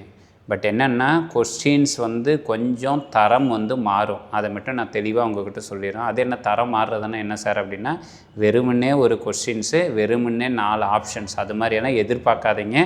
அது மாதிரி எதிர்பார்த்தீங்கன்னா ஃபைனலாக நீங்கள் யூஜி டிஆர்பி எழுதுகிறப்போ உங்களுக்கு பயங்கர ஷாக்கிங்காக இருக்கும், அதிர்ச்சியாக தான் இருக்கும். ஐயோயோ நான் அந்த மாதிரி இன்ஸ்டியூட்டில் பார்த்தேன், வெறும் கேள்வி அப்படியே 4 ஆன்சரை சூஸ் பண்ணேன், நான் அப்படி தான் நான் மார்க் எடுத்தேன் அப்படின்னு போட்டு கொஸ்டின் ஸ்டாண்டர்ட் எல்லாம் கொஞ்சம் மாறும், ஸ்டேட்மெண்ட்டு டைப்புக்கு மாறும், ரீசன் அண்ட் அசஷன் மாதிரி எல்லாம் மாறும், மேட்ச் தி ஃபாலோயிங் மாறும், அதே மாதிரி நமக்கு மல்டிபிள் சாய்ஸில் கொஞ்சமெல்லாம் மாற ஆரம்பிக்கும். ஸோ எல்லாத்தையும் சேர்த்து தான் நம்ம இங்கே பண்ண போகிறோம். செகண்ட் ஒரு எவிடென்ஸு. ஸோ இந்த சொல்ல வர தகவல் எதுக்காகனா, இந்த மாதிரி தகவலெல்லாம் என்னன்னு, ஏன்னா உங்களுடைய சக்ஸஸுக்கு நான் ஷூரிட்டி கொடுத்தேன் இல்லையா, நேற்றே நான் சொல்லிட்டேன், இன்றைக்கே தான் சொல்கிறேன். நீங்கள் போடக்கூடிய எஃபெக்டை விட, நீங்கள் போடக்கூடிய ப்ரிப்ரேஷனை விட பல மடங்கு ப்ரிப்ரேஷன் நான் உட்காந்துட்டு பண்ணிகிட்ருக்கிறேன். ஏன் அப்படின்னா, ஒரு காம்படேட்டிவ் எக்ஸாம் அப்படின்றது எந்த அளவுக்கு கடினமாக இருக்கும் அப்படின்றது எனக்கு நல்லாவே தெரியும். கணக்குக்கு ஒரு 10-15 வருஷம் 20 வருஷமாக பக்கம் இந்த காம்படேட்டிவ் எக்ஸாமுக்கான கிளாஸஸ் வந்து நம்ம எடுத்துகிட்டே இருக்கிறோம். அப்படின்னா என்ன சேஞ்சஸ் அங்கே பண்ணிட்டு வராங்க, என்னென்ன நடந்துகிட்ருக்குன்றது நம்மளால் ஓரளவுக்கு ப்ரிடிக்ட் பண்ண முடியும். அதுக்கேற்ற மாதிரி ரெஃபரன்ஸ் புக்கை வச்சு தான் நம்ம இங்கே பண்ணிட்டு வந்துட்டுருக்குறோம். இதிலே வந்து செகண்டு எவிடன்ஸ் என்ன சொல்கிறாங்க, மெசிட்டிலின் வந்து ரியாக்ட் ஆகுது, யாரு கூட, எத்தில் ஃப்ளூரைடு கூட ரியாக்ட் ஆகுது. இது வந்து செகண்ட் ஒரு எவிடன்ஸாக வந்து கொடுக்குறாங்க. அப்படி எவிடன்ஸாக கொடுக்குறப்ப என்ன நடந்திருக்கும். இப்போ இதில் கேள்வி என்ன, மெசிட்டிலின்ன்றது யார் அப்படின்றதாவே கூட ஒரு கேள்வியாக இருக்கலாம். அது மெசிட்டிலின் நான் லாஸ்ட்டு உங்களுக்கு சொல்கிறேன். அதுக்கு முன்னாடி இந்த வார்த்தை சொல்கிறாங்க பாருங்கள், என்ன சொல்கிறாங்க, லோ டெம்பரேச்சர் -80 டிகிரி செல்சியஸ் இருக்கிறப்ப மெசிட்டிலின் வந்து ரியாக்ட் ஆகுது, யார் கூட, with ethyl fluoride and BF3. எத்தில்ன்றது என்ன ஃபார்முலா, C2H5. இது எத்தில், அது கூட யார் இருக்கணும், ஃப்ளூரின் இருக்கணும். ஸோ C2H5F அண்டு BF3 கூட என்ன ஃபார்மேஷன் ஆகுறாங்கன்னா, ஸ்டேபிள் இன்டர்மீடியட் காம்ப்ளெக்ஸ், நிலையான ஒரு நிலைப்புத்தன்மை கொண்ட ஒரு இடைநிலை சேர்மம் அப்படின்றது உருவாகுது. அந்த காம்ப்ளெக்ஸும் என்னவா இருக்குது, கேட்டயானிக் அரீனியம் அயான் அல்லது வைஸ் கால்டு என்ன காம்ப்ளெக்ஸு, வீலேண்ட் இன்டர்மீடியேட் வந்து ஃபார்மேஷன் ஆகுதுன்றதுக்கு ஒரு எவிடென்ஸாக சொல்கிறாங்க. யார் யார் கூட சேர்றது, மெசிட்டிலினும் எத்தில் ஃப்ளூரைடும் ரியாக்ட் ஆகிறதையும் சொல்கிறாங்க. எப்படி இது ஸ்டேபிளாக உருவாகுது அப்படின்னா பாருங்கள், இந்த stable arenium ion can be isolated, தனியாக பிரித்தும் எடுக்கிறாங்க. நம்ம முன்னாடியே சொன்னோம், அந்த ரியாக்ஷன் இன்டர்மீடியேட் வந்து பெரும்பாலும் அன்ஸ்டேபிளாக தான் இருக்கும். ஏன்னா டக்குன்னு அந்த பக்கம் அரோமேட்டிக்காக மாறுறதுக்கு தான் ட்ரை பண்ணும். அப்படின்னா அது வந்து அன்ஸ்டேபிள் தான். அப்படி இருக்கக்கூடிய அன்ஸ்டேபிளாக இருக்கிறதையும் என்ன பண்ணுறாங்க, தனியாக ஐசோலேட்னா தனியாக பிரிக்கிறது. எந்த கண்டிஷனில் பிரித்து எடுக்கிறாங்கன்னா, டெம்பரேச்சரை ரொம்ப கம்மியாக மாற்றிட்டு போகிறாங்க பாருங்கள். அட் லோ டெம்பரேச்சர், வெப்பநிலை வந்து குறைவாக இருக்கும் பொழுது இந்த அரீனியம் அயான் அப்படின்றத நீங்கள் செப்பரேட் பண்ணலாம். பாருங்கள், அப்பான் வார்மிங் -15 டிகிரி செல்சியஸ், ஒரு 15 டிகிரி செல்சியஸ் வெப்பநிலைக்கு அந்த இன்டர்மீடியேட்டை கொண்டு வந்தீங்கன்னா, 80லேருந்து 15க்கு வந்ததுன்னா இன்டர்மீடியேட் வந்து கன்வெர்ட் ஆகிடுது. யாரை கன்வெர்ட் ஆகுது, ஃபைனல் ப்ராடக்டாக, ஃபைனல் ஹைட்ரோ கார்பன் ப்ராடக்ட். யார் அந்த ஹைட்ரோ கார்பன் ப்ராடக்ட் அப்படின்னா பாருங்கள், 1வது பொசிஷனில் அந்த ஃப்ளூரின் கூட இருந்த எத்தில் குரூப் வந்து கனெக்ட் ஆகிடுது. நமக்கு ஆல்ரெடி இருக்கிற 2,4,6 ட்ரைமெத்தில் பென்சீன், இந்த 2,4,6 ட்ரைமெத்தில் பென்சீனுக்கு தான் என்ன பேர், மெசிட்டிலின். இது இப்போ ரியாக்ஷனாக நம்ம மாற்றணும். என்ன ரியாக்ஷன் அப்படின்னா பாருங்கள், இதுதான். இது வந்து நமக்கு என்ன சொல்கிறோம், மெசிட்டிலின். இது கூட யார் ட்ரீட் பண்ணுறோம், எத்தில் ஃப்ளூரைட் ETF அல்லது C2H5F. யார் முன்னிலையில், BF3. இந்த BF3ன்றது யார் சொல்கிறோம், லூயிஸ் ஆசிட். நான் LA அப்படின்னு ஷார்ட்டாக போடுறேன். இந்த லூயிஸ் ஆசிட்டுடைய வேலை என்ன சொல்லியிருக்கிறோம், ஜெனரேட் எலக்ட்ரோஃபைல். எலக்ட்ரோஃபைலை வந்து ஜெனரேட் பண்ணணும். இங்கே என்ன எலக்ட்ரோஃபைலை ஜெனரேட் பண்ணோம், நம்ம ஆல்ரெடி சொல்லியிருக்கிறோம். போரான் வந்து எலக்ட்ரான் டெஃபிஷியன்ட். லூயிஸ் ஆசிட் எல்லாமே என்ன பண்ணணும், ஒரு ஜோடி எலக்ட்ரான்களை வாங்கணும். அது எங்கேருந்து வாங்கும் அப்படின்னா, இந்த ஃப்ளூரினுக்கு மேலே ஒரு 3 பேர் ஆஃப் எலக்ட்ரான், 3 அன்பேர்டு எலக்ட்ரான் இருக்கும். அதனால் இந்த அன்பேர்டு எலக்ட்ரான் யாருக்கு போக ஆரம்பிக்கும், போரான் கிட்ட போய் அட்டாக் ஆகும். அட்டாக் ஆகிட்டு BF3 ஒரு F. ஆல்ரெடி இங்கே என்ன இருக்குது, பிணைப்பு இருக்குது. இந்த பிணைப்பும் அப்படியே பிச்சுக்கிட்டு வரும். பிச்சுக்கிட்டு வரதுனால அதுக்கு மேலே என்ன சார்ஜ், மைனஸ் சார்ஜு. ஸோ BF4ன்றது கிடைக்கும். நமக்கு இந்த எத்திலுக்கு மேலே என்ன இருக்கும், கார்பனுக்கு மேலே ப்ளஸ்ன்னு இருக்கும். இந்த ப்ளஸ்ஸு யார் அட்டாக் பண்ணும், பென்சீனில் இருக்கக்கூடிய டபுள் பாண்டு போயிட்டு பை பாண்டு வந்து அட்டாக்கிங் நடக்கும். ஸோ நமக்கு என்ன ஃபார்மேஷன் ஆகுறாங்க, அரினியம் அயான் காம்ப்ளெக்ஸு சிக்மா காம்ப்ளெக்ஸு இந்த இன்டர்மீடியேட் வந்து ஐசோலேட் பண்ணுறோம். எத்தனை டிகிரி செல்சியஸில் சொல்லுங்க பார்க்கலாம், எத்தனை டிகிரி செல்சியஸ் சொன்னமே, -15 டிகிரி செல்சியஸில். இப்போ இந்த -15 செல்சியஸில் இந்த அரினியம் அயான் காம்ப்ளெக்ஸ் வந்து கிடைக்கிது. சொல்லுங்க பார்க்கலாம், இந்த அரினியம் அயான் காம்ப்ளெக்ஸ் ஸ்டேபிளா அன்ஸ்டேபிளா? ஸ்டேபிளா அன்ஸ்டேபிளா? நம்ம முன்னாடி இருந்தே பேசிட்டு வந்தது தான். இது வந்து அன்ஸ்டேபிள். ஏன் அன்ஸ்டேபிள் அப்படின்னா பாருங்கள், இந்த இடத்துல சொல்லுங்க பார்க்கலாம், என்ன ஹைப்ரிடைசேஷனாக மாறி இருக்கு, என்ன ஹைப்ரிடைசேஷனாக மாறிடுச்சு. இங்கே என்னவா இருந்தது, sp2வாக இருந்தது. இங்கே என்னவா மாறி இருக்கு, sp3யாக மாறிடுச்சு. sp3ன்றது வந்து அன்ஸ்டேபிளாக இருக்குது. அப்படின்னா தேர்டு ஸ்டெப்பு பார்த்தோமே, தேர்டு ஸ்டெப் மெக்கானிசத்தில் மூன்றாவது ஸ்டெப்பு. யாரும் ஒன்றும் ஆன்சரே பண்ணலையே. Very good, loss of proton. Sangeetha madam super. இங்கேருந்து யார் வெளியே போகணும், இந்த புரோட்டான் வந்து வெளியே போகணும். அந்த புரோட்டானை யார் அட்ராக்ட் பண்ணுது அப்படின்னா பாருங்கள், இந்த ஃப்ளூரினுக்கு மேலே இருக்கிற நெகட்டிவ் சார்ஜ் இந்த ஹைட்ரஜனை அட்ராக்ட் பண்ணிடும். அப்படின்னா இங்கே இருக்கக்கூடிய பாண்ட் வந்து இங்கே உள்ளே ஷிஃப்டிங் நடக்கும். ஷிஃப்டிங் ஆச்சுன்னா உங்களுக்கு என்ன கிடைச்சிரும், ப்ராடக்ட் வந்து கிடைச்சிரும். எந்த இடத்துல, இந்த எத்தில் குரூப் கனெக்ட் ஆன இடம் வந்து 1, இது 2வது இடம், இது 3வது இடம், இது 4வது இடம், இது 5வது பொசிஷன், இது 6வது பொசிஷன். ஸோ எந்தெந்த இடத்துல மெத்தில் குரூப் இருக்குது அப்படின்னா பாருங்கள், 2, 4, 6. அதனால் 2, 4, 6. எத்தில் எந்த குரூப்பில் இருக்குது, 1வது இடம். அதனால் 1வதுல எத்தில் 1 எத்தைல் 2, 4, 6. எத்தனை மெத்தில் குரூப் இருக்குது, 3. அதனால் என்ன மெத்தில், ட்ரைமெத்தில். ட்ரைமெத்தில். இந்த வளையத்துக்கு என்ன பேர், பென்சீன். பென்சீன் பாருங்கள், இங்கே இருந்த H இந்த F போய் என்ன போயிடும், HF வெளியே போயிடுவாங்க. நம்ம ஆல்ரெடி எடுத்த யார், BF3, அந்த BF3யும் வந்து வெளியே போயிடுவாங்க. இதிலிருந்து என்ன கன்க்ளூட் பண்ணிக்கலாம் அப்படின்னா, நம்ம சொல்கிற அந்த சிக்மா காம்ப்ளெக்ஸு அல்லது அரினியம் அயான் காம்ப்ளெக்ஸ் அப்படின்றது ஃபார்மேஷன் ஆகுது அப்படின்றது இந்த 2 எவிடென்சஸை வச்சு கன்க்ளூஷன் கொடுக்குறாங்க. எது கூட கன்க்ளூஷன், HCl கூட சேர்த்துறது, DCl கூட சேர்த்துறது ஒரு கன்க்ளூஷன். அந்த HCl DCl சேர்த்துறப்பவே ப்ரெசன்ஸ் ஆஃப் AlCl3 ஒன்று, ஆப்ஷன்ஸ் ஆஃப் AlCl3 ஒரு கன்க்ளூஷன் கொடுக்குறாங்க. 2வது வந்து மெசிட்டின் கூட ரியாக்ஷன் ஆகிறதுன்றது ஒரு கன்க்ளூஷன் கொடுக்குறாங்க. ஸோ இன்றைக்கி நம்ம இந்த டாப்பிக்கோடு என்ன பண்ணலான்னாக்கா, இன்றைக்கி கிளாஸை வந்து கன்க்ளூஷன் கொண்டு வரலாம். நாளைக்கு இப்போ இன்றைக்கி பேசின தகவல்கள் தான் பேசிக். நாளைக்கு ஜஸ்ட்டு ஒரு 10 to 20 மினிட்ஸில் அந்த டாபிக் வந்து ஓவர். எந்த டாபிக் ஓவர், இந்த அரோமேட்டிக் எலக்ட்ரோஃபிலிக் சப்ஸ்டியூஷன் ரியாக்ஷன்ஸ் அப்படின்றத நம்ம முடிச்சிடலாம். எத்தனை வகையான ரியாக்ஷன்ஸ் இருக்குதுன்னு சொன்னோம், டோட்டலாக நம்பர் எத்தனை வகைகள்,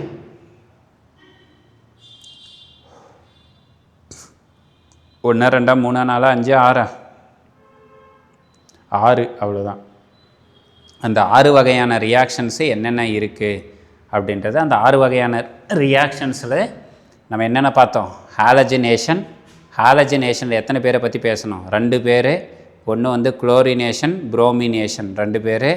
தென் 3வது பேச வேண்டியது நைட்ரேஷன், 4வது பேச வேண்டியது சல்ஃபோனேஷன், 5வது பேச வேண்டியது ஃப்ரீடல் கிராஃப் அல்கைலேஷன், 6வது பேச வேண்டியது ஃப்ரீடல் கிராஃப் அசைலேஷன்.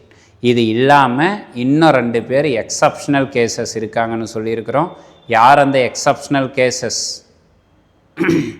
யார் அந்த வித்தியாசமான 2 பேர்,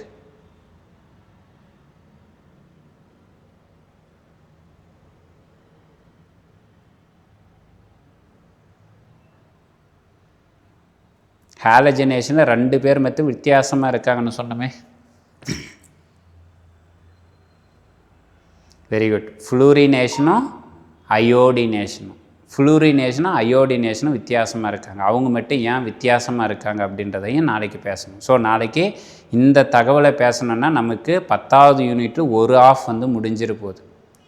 அதுக்கு அடுத்தது புதன்கிழமை வந்து எது பற்றி பேச போகிறோன்னா அரீனியம் அயான் காம்ப்ளெக்ஸுக்கு மாதிரியே யாரை பேசுகிறோம், SNAR பென்சைன். ஒரு 1 ஹவரில் அது வந்து முடிஞ்சிடும். அதை முடிச்சிட்டோன்னா அந்த ஒரு ஆஃப் வந்து 10வது யூனிட் வந்து முடிஞ்சிரும் போது அதுக்கடுத்து யாரை பற்றி பேச போகிறோன்னா கார்போஹைட்ரேட் அப்படின்றத பற்றி பேச போகிறோம்.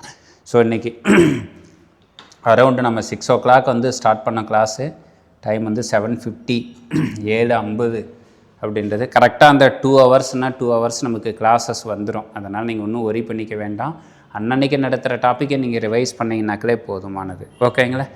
ஸோ இன்றைக்கி நடத்தினதுக்கு உண்டான வீடியோ கிளாஸுமே உங்களுக்கு இன்னும் ரெக்கார்டட் வீடியோ வந்து பணம் யார் பே பண்ணியிருக்கீங்களோ அவங்களுக்கு மட்டும் அந்த குரூப்பில் வந்து லிங்க் வந்து வந்துடும். பணம் பே பண்ணாதவங்க ஆல்ரெடி உங்கள்கிட்ட எஸ்டர்டேவே சொல்லியிருக்காங்க. இருந்தாலும் இன்றைக்கி நிறைய பேர் நியூ கம்மர்ஸ் வந்து இருக்கீங்க. நம்ம ஆல்ரெடி இங்கே காஞ்சி எக்ஸலண்ட்டு படித்த சில மாணவர்கள் வந்து கேட்டுக்கொண்டதற்கு நாங்கள் என்னென்னக்கில் 15,000 ஒரே இன்ஸ்டால்மெண்ட்டை எங்களால் பே பண்ண முடியாது அப்படின்ற மாதிரி சாருக்கிட்ட சொன்னீங்களாம். அதனால் சார் வந்து எங்ககிட்ட டிஸ்கஸ் பண்ணும் பொழுது நம்ம பசங்கக்கிட்ட ஃபஸ்ட்டு ஒரு 10,000 ரூபா வாங்கிக்கலாம் சார். இந்த மந்த் அதாவது பிப்ரவரி மந்த்து இப்போ 10,000 பே பண்ணிடுங்க, மார்ச் மாதத்துக்கு 5,000 வந்து பே பண்ணிடுங்க அப்படின்ற மாதிரி சொல்லியிருக்கிறாரு. அதனால் நீங்கள் யாராவது ஜாயின் பண்ணணுன்னா நேற்றே உங்களுக்கு அந்த 2 நம்பர் இருக்குது, அல்லது குரூப்பில் நீங்கள் ஜஸ்ட்டு மெசேஜ் போடுங்க. இங்கே எல்லாருமே ஆல்ரெடி காண்டாக்ட் நம்பர் தெரியும் இல்லையா? யாருக்காவது காண்டாக்ட் நம்பர் தெரியாதா? இருக்கிறவங்க பார்ட்டிசிபெண்ட் இப்போ லைவில் இருக்கிறவங்க யாருக்காவது காண்டாக்ட் நம்பர் தெரியாதா? தெரியலன்னா சொல்லுங்கள், நம்பரை சொல்கிறேன். அந்த நம்பருக்கு நீங்கள் என்ன பண்ணுங்கள், ஒரு வாட்ஸ்அப்பில் ஒரு மெசேஜ் மட்டும் போடுங்க. பேமெண்ட்டுக்கான கூகுள் பே நம்பர் வந்து சென்ட் பண்ணி விட்றோம். அந்த நம்பருக்கு நீங்கள் பேமெண்ட்டு 10,000 நீங்கள் சென்ட் பண்ணி விட்ருங்க. நம்ம நாளையில் ஒரு 2 days இந்த ஃப்ரீ கிளாஸஸ் வந்து உங்களுக்கு போகும். என்னென்னக்கில் ஃபஸ்ட்டு நாம் வந்து நம்மளுடைய எஃபிஷியண்ட்டை ஸ்டூடெண்ட்டுக்கு தெரியப்படுத்தணும். நீங்கள் ஆல்மோஸ்ட் எல்லாருமே டீச்சர்ஸு தான் இல்லையா? நிறைய கெமிஸ்ட்ரி டீச்சர்ஸோடைய கிளாஸ் எல்லாம் பார்த்துட்டு வந்திருப்பீங்க. பட் இருந்தாலும் நம்ம கிளாஸஸ் வந்து எப்படி இருக்குது அப்படின்றத உங்களுக்கு தெரியப்படுத்திட்டு உங்கள்கிட்ட பேமெண்ட்டை பற்றி நம்ம பேசலாம். தெரியாமல் நம்ம பேமெண்ட்டை பற்றி உங்கள்கிட்ட சொல்லக்கூடாது அப்படின்றதுக்காக தான் இன்றைக்கும் டெமோன்ஸ்ட்ரேஷன். ஆல்மோஸ்ட் ஆரம்பத்தில் வந்து ஒரு 20-25 பேர் ஜாயின் பண்ணிகிட்டு இருந்தாங்க. இப்போ இருக்கிறவங்க ஒரு 11 பேர். ஆக்சுவலாக ஒரிஜினலான காம்படிஷன் இவ்வளோ தான், இந்த 11 பேர் தான்.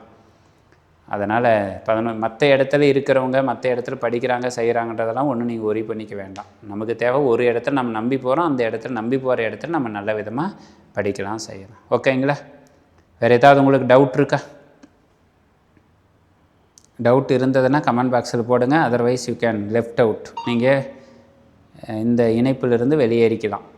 கிளாஸ் முடிஞ்சது. நாளைக்கு வந்து நம்ம அகைன் 6 o'clock இது வந்து நம்ம கண்டினியூ பண்ண போகிறோம். அதுக்குள்ளே நீங்கள் ஏதாவது நான் படிக்கணும் சார், இந்த போர்ஷன்ஸ் எல்லாம் படிக்கணும் அப்படின்னா உங்கள்கிட்ட ஒன்றுமே இல்லை. பேசிக்காக ஏதாவது ஒரு கரிம வேதியியல் தமிழ் வழி மாணவர்கள் இருந்தீங்கன்னா உங்களுக்கு அருகில் ஏதாவது புத்தக நிலையங்கள் இருந்ததுன்னா அந்த இடத்துல என்ன பண்ணிக்காங்க அப்படின்னா வீரையன் அப்படின்ற ஒரு புத்தகம், வீரையன் அப்படின்ற புத்தகம் இருந்ததுன்னா அதை வாங்கிக்காங்க. அல்லது தமிழ் வழி மாணவர்கள் 11ஆம் வகுப்பு 12ஆம் வகுப்பு ஸ்டேட் போர்டு புக்கு வேறு எந்த புக்கும் வாங்க வேண்டாம். 11ஆம் வகுப்பு 12ஆம் வகுப்பு ஸ்டேட் போர்டு ஆல்மோஸ்ட் இப்போ எல்லாமே நாளையிலேருந்து ப்ராக்டிக்கல் ஸ்டார்ட் ஆக போகுது. பசங்க எல்லாமே புக்ஸ் எல்லாம் கொஞ்சம் ஃப்ரீயாக தான் வச்சுருப்பாங்க. இருந்ததுன்னா நீங்கள் உங்களுடைய ப்ரிப்ரேஷனுக்கு அந்த பசங்கிட்ட இருந்து வாங்கி வச்சுக்கோங்க. இங்கிலீஷ் மீடியம் ஒன்றும் பிரச்சனை, நமக்கு கொடுக்கக்கூடிய மெட்டீரியலே உங்களுக்கு போதுமானது. தமிழ் மீடியமுக்கு மெட்டீரியலும் ரெடி பண்ணிகிட்ருக்குறோம். கொஞ்சம் உங்கள் கைக்கு வந்து சேர்கிறதுக்கு டிலே ஆகும். பட் மெட்டீரியல் வந்துடும். கொஸ்டின்ஸ் வந்து பைலிங்குவல் தான் இருக்கும். நமக்கு டிஆர்பி செட் பண்ணுற மாதிரி ஒரு ஆங்கிலம், அதுக்கு கீழேயே வந்து தமிழ். பட் என்னென்னா தமிழ் வேர்ட்ஸை வந்து டிரான்ஸ்லேட் பண்ணி செட் பண்ணுறது ஒரு பெரிய டாஸ்க்கு. பட் இருந்தாலும் நம்மளுடைய மாணவர்களினுடைய நலன் கருதி அதையும் ரெடி பண்ணிகிட்ருக்கு. தமிழில் தான் மெட்டீரியல் கொடுப்பீங்களா? தமிழில் மெட்டீரியல் கொடுப்போம். நீங்கள் மெட்டீரியலுக்காக வெயிட் பண்ண வேண்டிய அவசியமும் இல்லை. ஓகேங்களா? நம்ம நடத்தி முடிக்க இப்போ ஒரு டாபிக் யூனிட் முடியுதுன்னா அந்த யூனிட் முடிஞ்ச பிறகு உங்கள் கைக்கு வந்து மெட்டீரியல் வந்து சேரும். அதனால் அதுக்கு முன்னாடியே நீங்கள் என்ன பண்ணிக்காங்கன்னா ரெஃபரன்ஸுக்கு ஒரு ஸ்கூல் புக்கை வச்சுக்காங்க அப்படின்னு சொல்கிறோம். ஓகேங்களா? வேறு ஏதாவது கொஸ்டின்ஸ் இருக்கா? கலைச்செல்வி சார் சொல்லுங்கள்.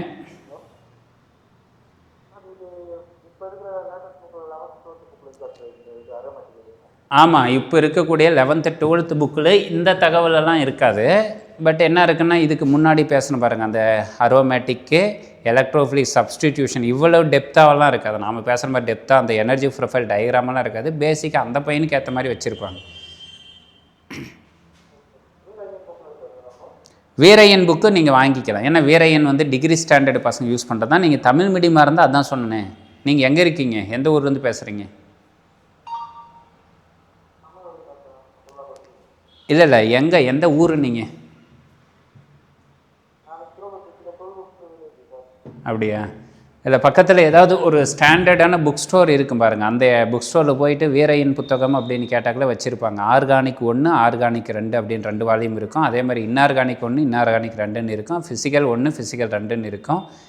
உங்களால் ஒட்டுமொத்தமான புக்குமே சேர்ந்து ஒரு 700-800 ரூபா தான். இல்லை என்னால் புக்கு வாங்க முடியல, ஒரு ஆல்டர்னேட்டிவ் என்ன அப்படின்னாக்கல நம்ம மெட்டீரியல் கொடுக்குறோம், ஒன்றும் பிரச்சனை வேண்டாம் உங்களுக்கு. பட் என்னன்னா டிலே ஆகும். நமக்கு தமிழ் இங்கிலீஷ் ரெண்டுமே ரெடி பண்ணி கொண்டு வந்து சேர்க்கணும். இங்கே கொரியர் போஸ்ட் பண்ணி உங்கள்கிட்ட வந்து ரீச் ஆகணும். அது இல்லாமல் நமக்கு ஒரு யூனிட் முடித்த பிறகு தான் மெட்டீரியல். இடையிலே மெட்டீரியல் கொடுத்தாக்கல என்ன நடக்குதுன்னா, கிளாஸஸை ஃபாலோ பண்ணுறவங்களுடைய நம்பர்ஸ் வந்து ரொம்ப கம்மியாகிடுது. கிளாஸை ஃபாலோ பண்ணாமலே ஃபைனலாக என்ன சொல்லிடுறாங்கன்னா, எங்களுக்கு ரிசல்ட்டே வரல அப்படின்ற மாதிரி சொல்லிடுறாங்க. ரிசல்ட் வராதுக்கு காரணம் வந்து நம்மளுடைய கவனிப்பு சரியில்லாதது அப்படின்றது தான் காரணம். அதனால தான் இதெல்லாமே ட்ரையல் அண்ட் எரர் பேசிஸில் பார்த்துட்டு தான் இந்த முடிவுக்கு வந்திருக்கு. இல்லை புக்கு இல்லைனாக்கலாம் அடுத்த ஆப்ஷன்ஸ் என்ன பண்ணுங்கனாக்கலாம், உங்களுக்கு பக்கத்தில் மாவட்ட நூலகம் டிஸ்ட்ரிக்ட் லைப்ரரி ஏதாவது இருக்கா பாருங்கள். டிஸ்ட்ரிக்ட் லைப்ரரியில் போனீங்கன்னா கட்டாயம் இந்த புத்தகம் வந்து வச்சுருப்பாங்க. கெமிஸ்ட்ரி அப்படின்ற சப்ஜெக்ட்டுக்கு கிட்ட போனீங்கன்னாக்கெல்லாம் அந்த இடத்துல தமிழ் வழி புத்தகம் இது நான் வீரையன்ன்றது காலேஜ் லெவலில் யூஸ் பண்ணுறது. அது இல்லாமல் தமிழ் வளர்ச்சித்துறை, தமிழ்நாடு கவர்மெண்ட்டினுடைய தமிழ் வளர்ச்சித்துறை இது மாதிரி வேதியியல் புத்தகங்கள் நிறைய டிரான்ஸ்லேட் எல்லாம் பண்ணியிருக்காங்க. அதையெல்லாம் எடுத்துக்கிட்டு தான் உங்களுக்கு தமிழ் வழி மீடியம் வந்து நோட்ஸ் வந்து நான் ரெடி பண்ணிகிட்ருக்கிறேன். ஒரே வந்து ஒரு ஒத்த புத்தகத்தை வீரையின் ஒத்த புத்தகத்தை வச்செல்லாம் நோட்ஸ் ரெடி பண்ண முடியாது. ஒரு போட்டித் தேர்வுக்கு ரெடி ஆகிறதுக்கு ஒரு 4 புக்கு 5 புக்காவது ரெஃபரன்ஸ் வைக்கணும். அது வந்து அங்கே ப்ரொஃபஸர்ஸ் என்ன ரெஃபரன்ஸ் புக்கை யூஸ் பண்ணுறாங்களோ அந்த அளவுக்கு நாமளும் எடுக்கணும். அதனால் அந்த புத்தகமும் இருக்கும். அதனால் நீங்கள் நூலகத்தில் அதை பாருங்கள். சரியா? ஸோ இப்போ உங்களுக்கு ஆல்ரெடி நம்ம கிளாஸில் ஜாயின் பண்ணவங்களுக்கு 2 யூனிட்டு சைமல்டேனியஸாக ஸ்டார்ட் பண்ணியாச்சு. அதனால் நீங்கள் சார் எங்களுக்கு இன்னும் நடத்தவே ஆரம்பிக்கிறதுன்றாலும் நீங்கள் வெயிட் பண்ணக்கூடாது. ஆல்ரெடி எஸ்டர்டே வந்து கோஆர்டினேஷன் காம்பவுண்ட்ஸை ஸ்டார்ட் பண்ணிட்டாங்க. நீங்கள் தமிழ் வழி மாணவர்கள் போயிட்டு +2 புத்தகத்தில் வால்யூம் 1 அணைவு சேர்மங்கள் அல்லது அணைவு வேதியியல் புத்தகத்தை எடுத்து நீங்கள் படிக்க ஆரம்பிச்சிக்கலாம். யூனிட் 10 நீங்கள் இந்த டாப்பிக்கை வந்து பார்த்துக்கலாம். Thank you Sangeetha, thank you. ஓகே, உங்களுடைய அப்ரிஷியேஷனோட உங்கள்கிட்ட இருந்து நாம் ஏதாவது பண்ணுற மிஸ்டேக்ஸை தான் நீங்கள் சொல்லணும். கண்டிப்பாக உங்களுக்கு 100% என்ன உங்களோட நான் மீண்டும் சொல்கிறது, நாங்கள் 2 பேருமே நானாகட்டும் அவர் செந்தில் சார் ஆகட்டும் உங்களுடைய வெற்றிக்கு 100% நாங்கள் முயற்சி எடுக்கிறோம். ஏன்னா நாங்கள் அத்தனை முறை ஒரே எக்ஸாம் எழுதி நாங்கள்லாம் ஜெயிச்சிங்க கிடையாது. 1000 எக்ஸாம் எழுதி நாங்கள் தோல்வியை சந்திச்சுட்டு வந்தவங்க. அப்படின்னா வெற்றி பெற்றவங்கிட்ட கேட்டிங்கன்னா வெறும் வெற்றிக்கான ஐடியா மட்டும் தான் சொல்லுவாங்க. தோல்வி அடைஞ்சவங்கிட்ட சொன்னீங்கன்னா அவங்க அந்த தோல்விக்கான வழியையும் சேர்த்து சொல்லுவாங்க. அப்படின்னா இந்த ட்ராக்கில் போனால் நீ தோற்றுருவ அப்படின்றது அந்த தோல்விக்கான வழியையும் போகாதீங்கன்ற மாதிரி சொல்லுவாங்க. அதனால் 2 பேருமே சப்ஜெக்ட்லும் நல்லா படிச்சிருக்கிறவங்க தான், குவாலிஃபைடு தான். அதே மாதிரி காம்படிட்டிவ் எக்ஸாமுக்கு கிளாஸ் எடுக்கிறவங்க தான். நீங்கள் உங்களுக்கு தெரிஞ்ச கிளாஸ்மேட்ஸு ஃப்ரெண்ட்ஸுங்க இருக்கிறாங்கனால நீங்கள் இப்போ பிகினிங்லேயே சொல்லிடுங்க. கிளாஸ் நம்ம ஆரம்பித்து போகிறப்பவே சொல்லிடுங்க. கிளாஸ் முடிஞ்ச பிறகு சொன்னீங்கன்னா அவங்களுக்கும் கஷ்டம், உங்களுக்கும் கஷ்டம். Okay, thank you. உங்கள் கூட இன்றைக்கி செஷன் வந்து உண்மையாகவே எனக்கு ரொம்ப ஹாப்பி. ரொம்ப நாள் கழித்து சப்ஜெக்டை வந்து மனசார நடத்துறது. இந்த கான்வர்சேஷன் இது நான் உங்களுக்கு டீச்சர்ன்ற மாதிரியோ நீங்கள் எனக்கு ஸ்டூடெண்ட்ன்ற மாதிரியெல்லாம் கிடையாது. We are the learner. நீங்கள் நானே எல்லாருமே கற்றுக்கிறவங்க தான். எல்லோரும் ஒன்றா சேர்ந்து லேர்ன் பண்ணிக்கலாம், கற்றுக்கலாம், எல்லாருமே வெற்றி பெறலாம். Thank you. Good night. see you tomorrow.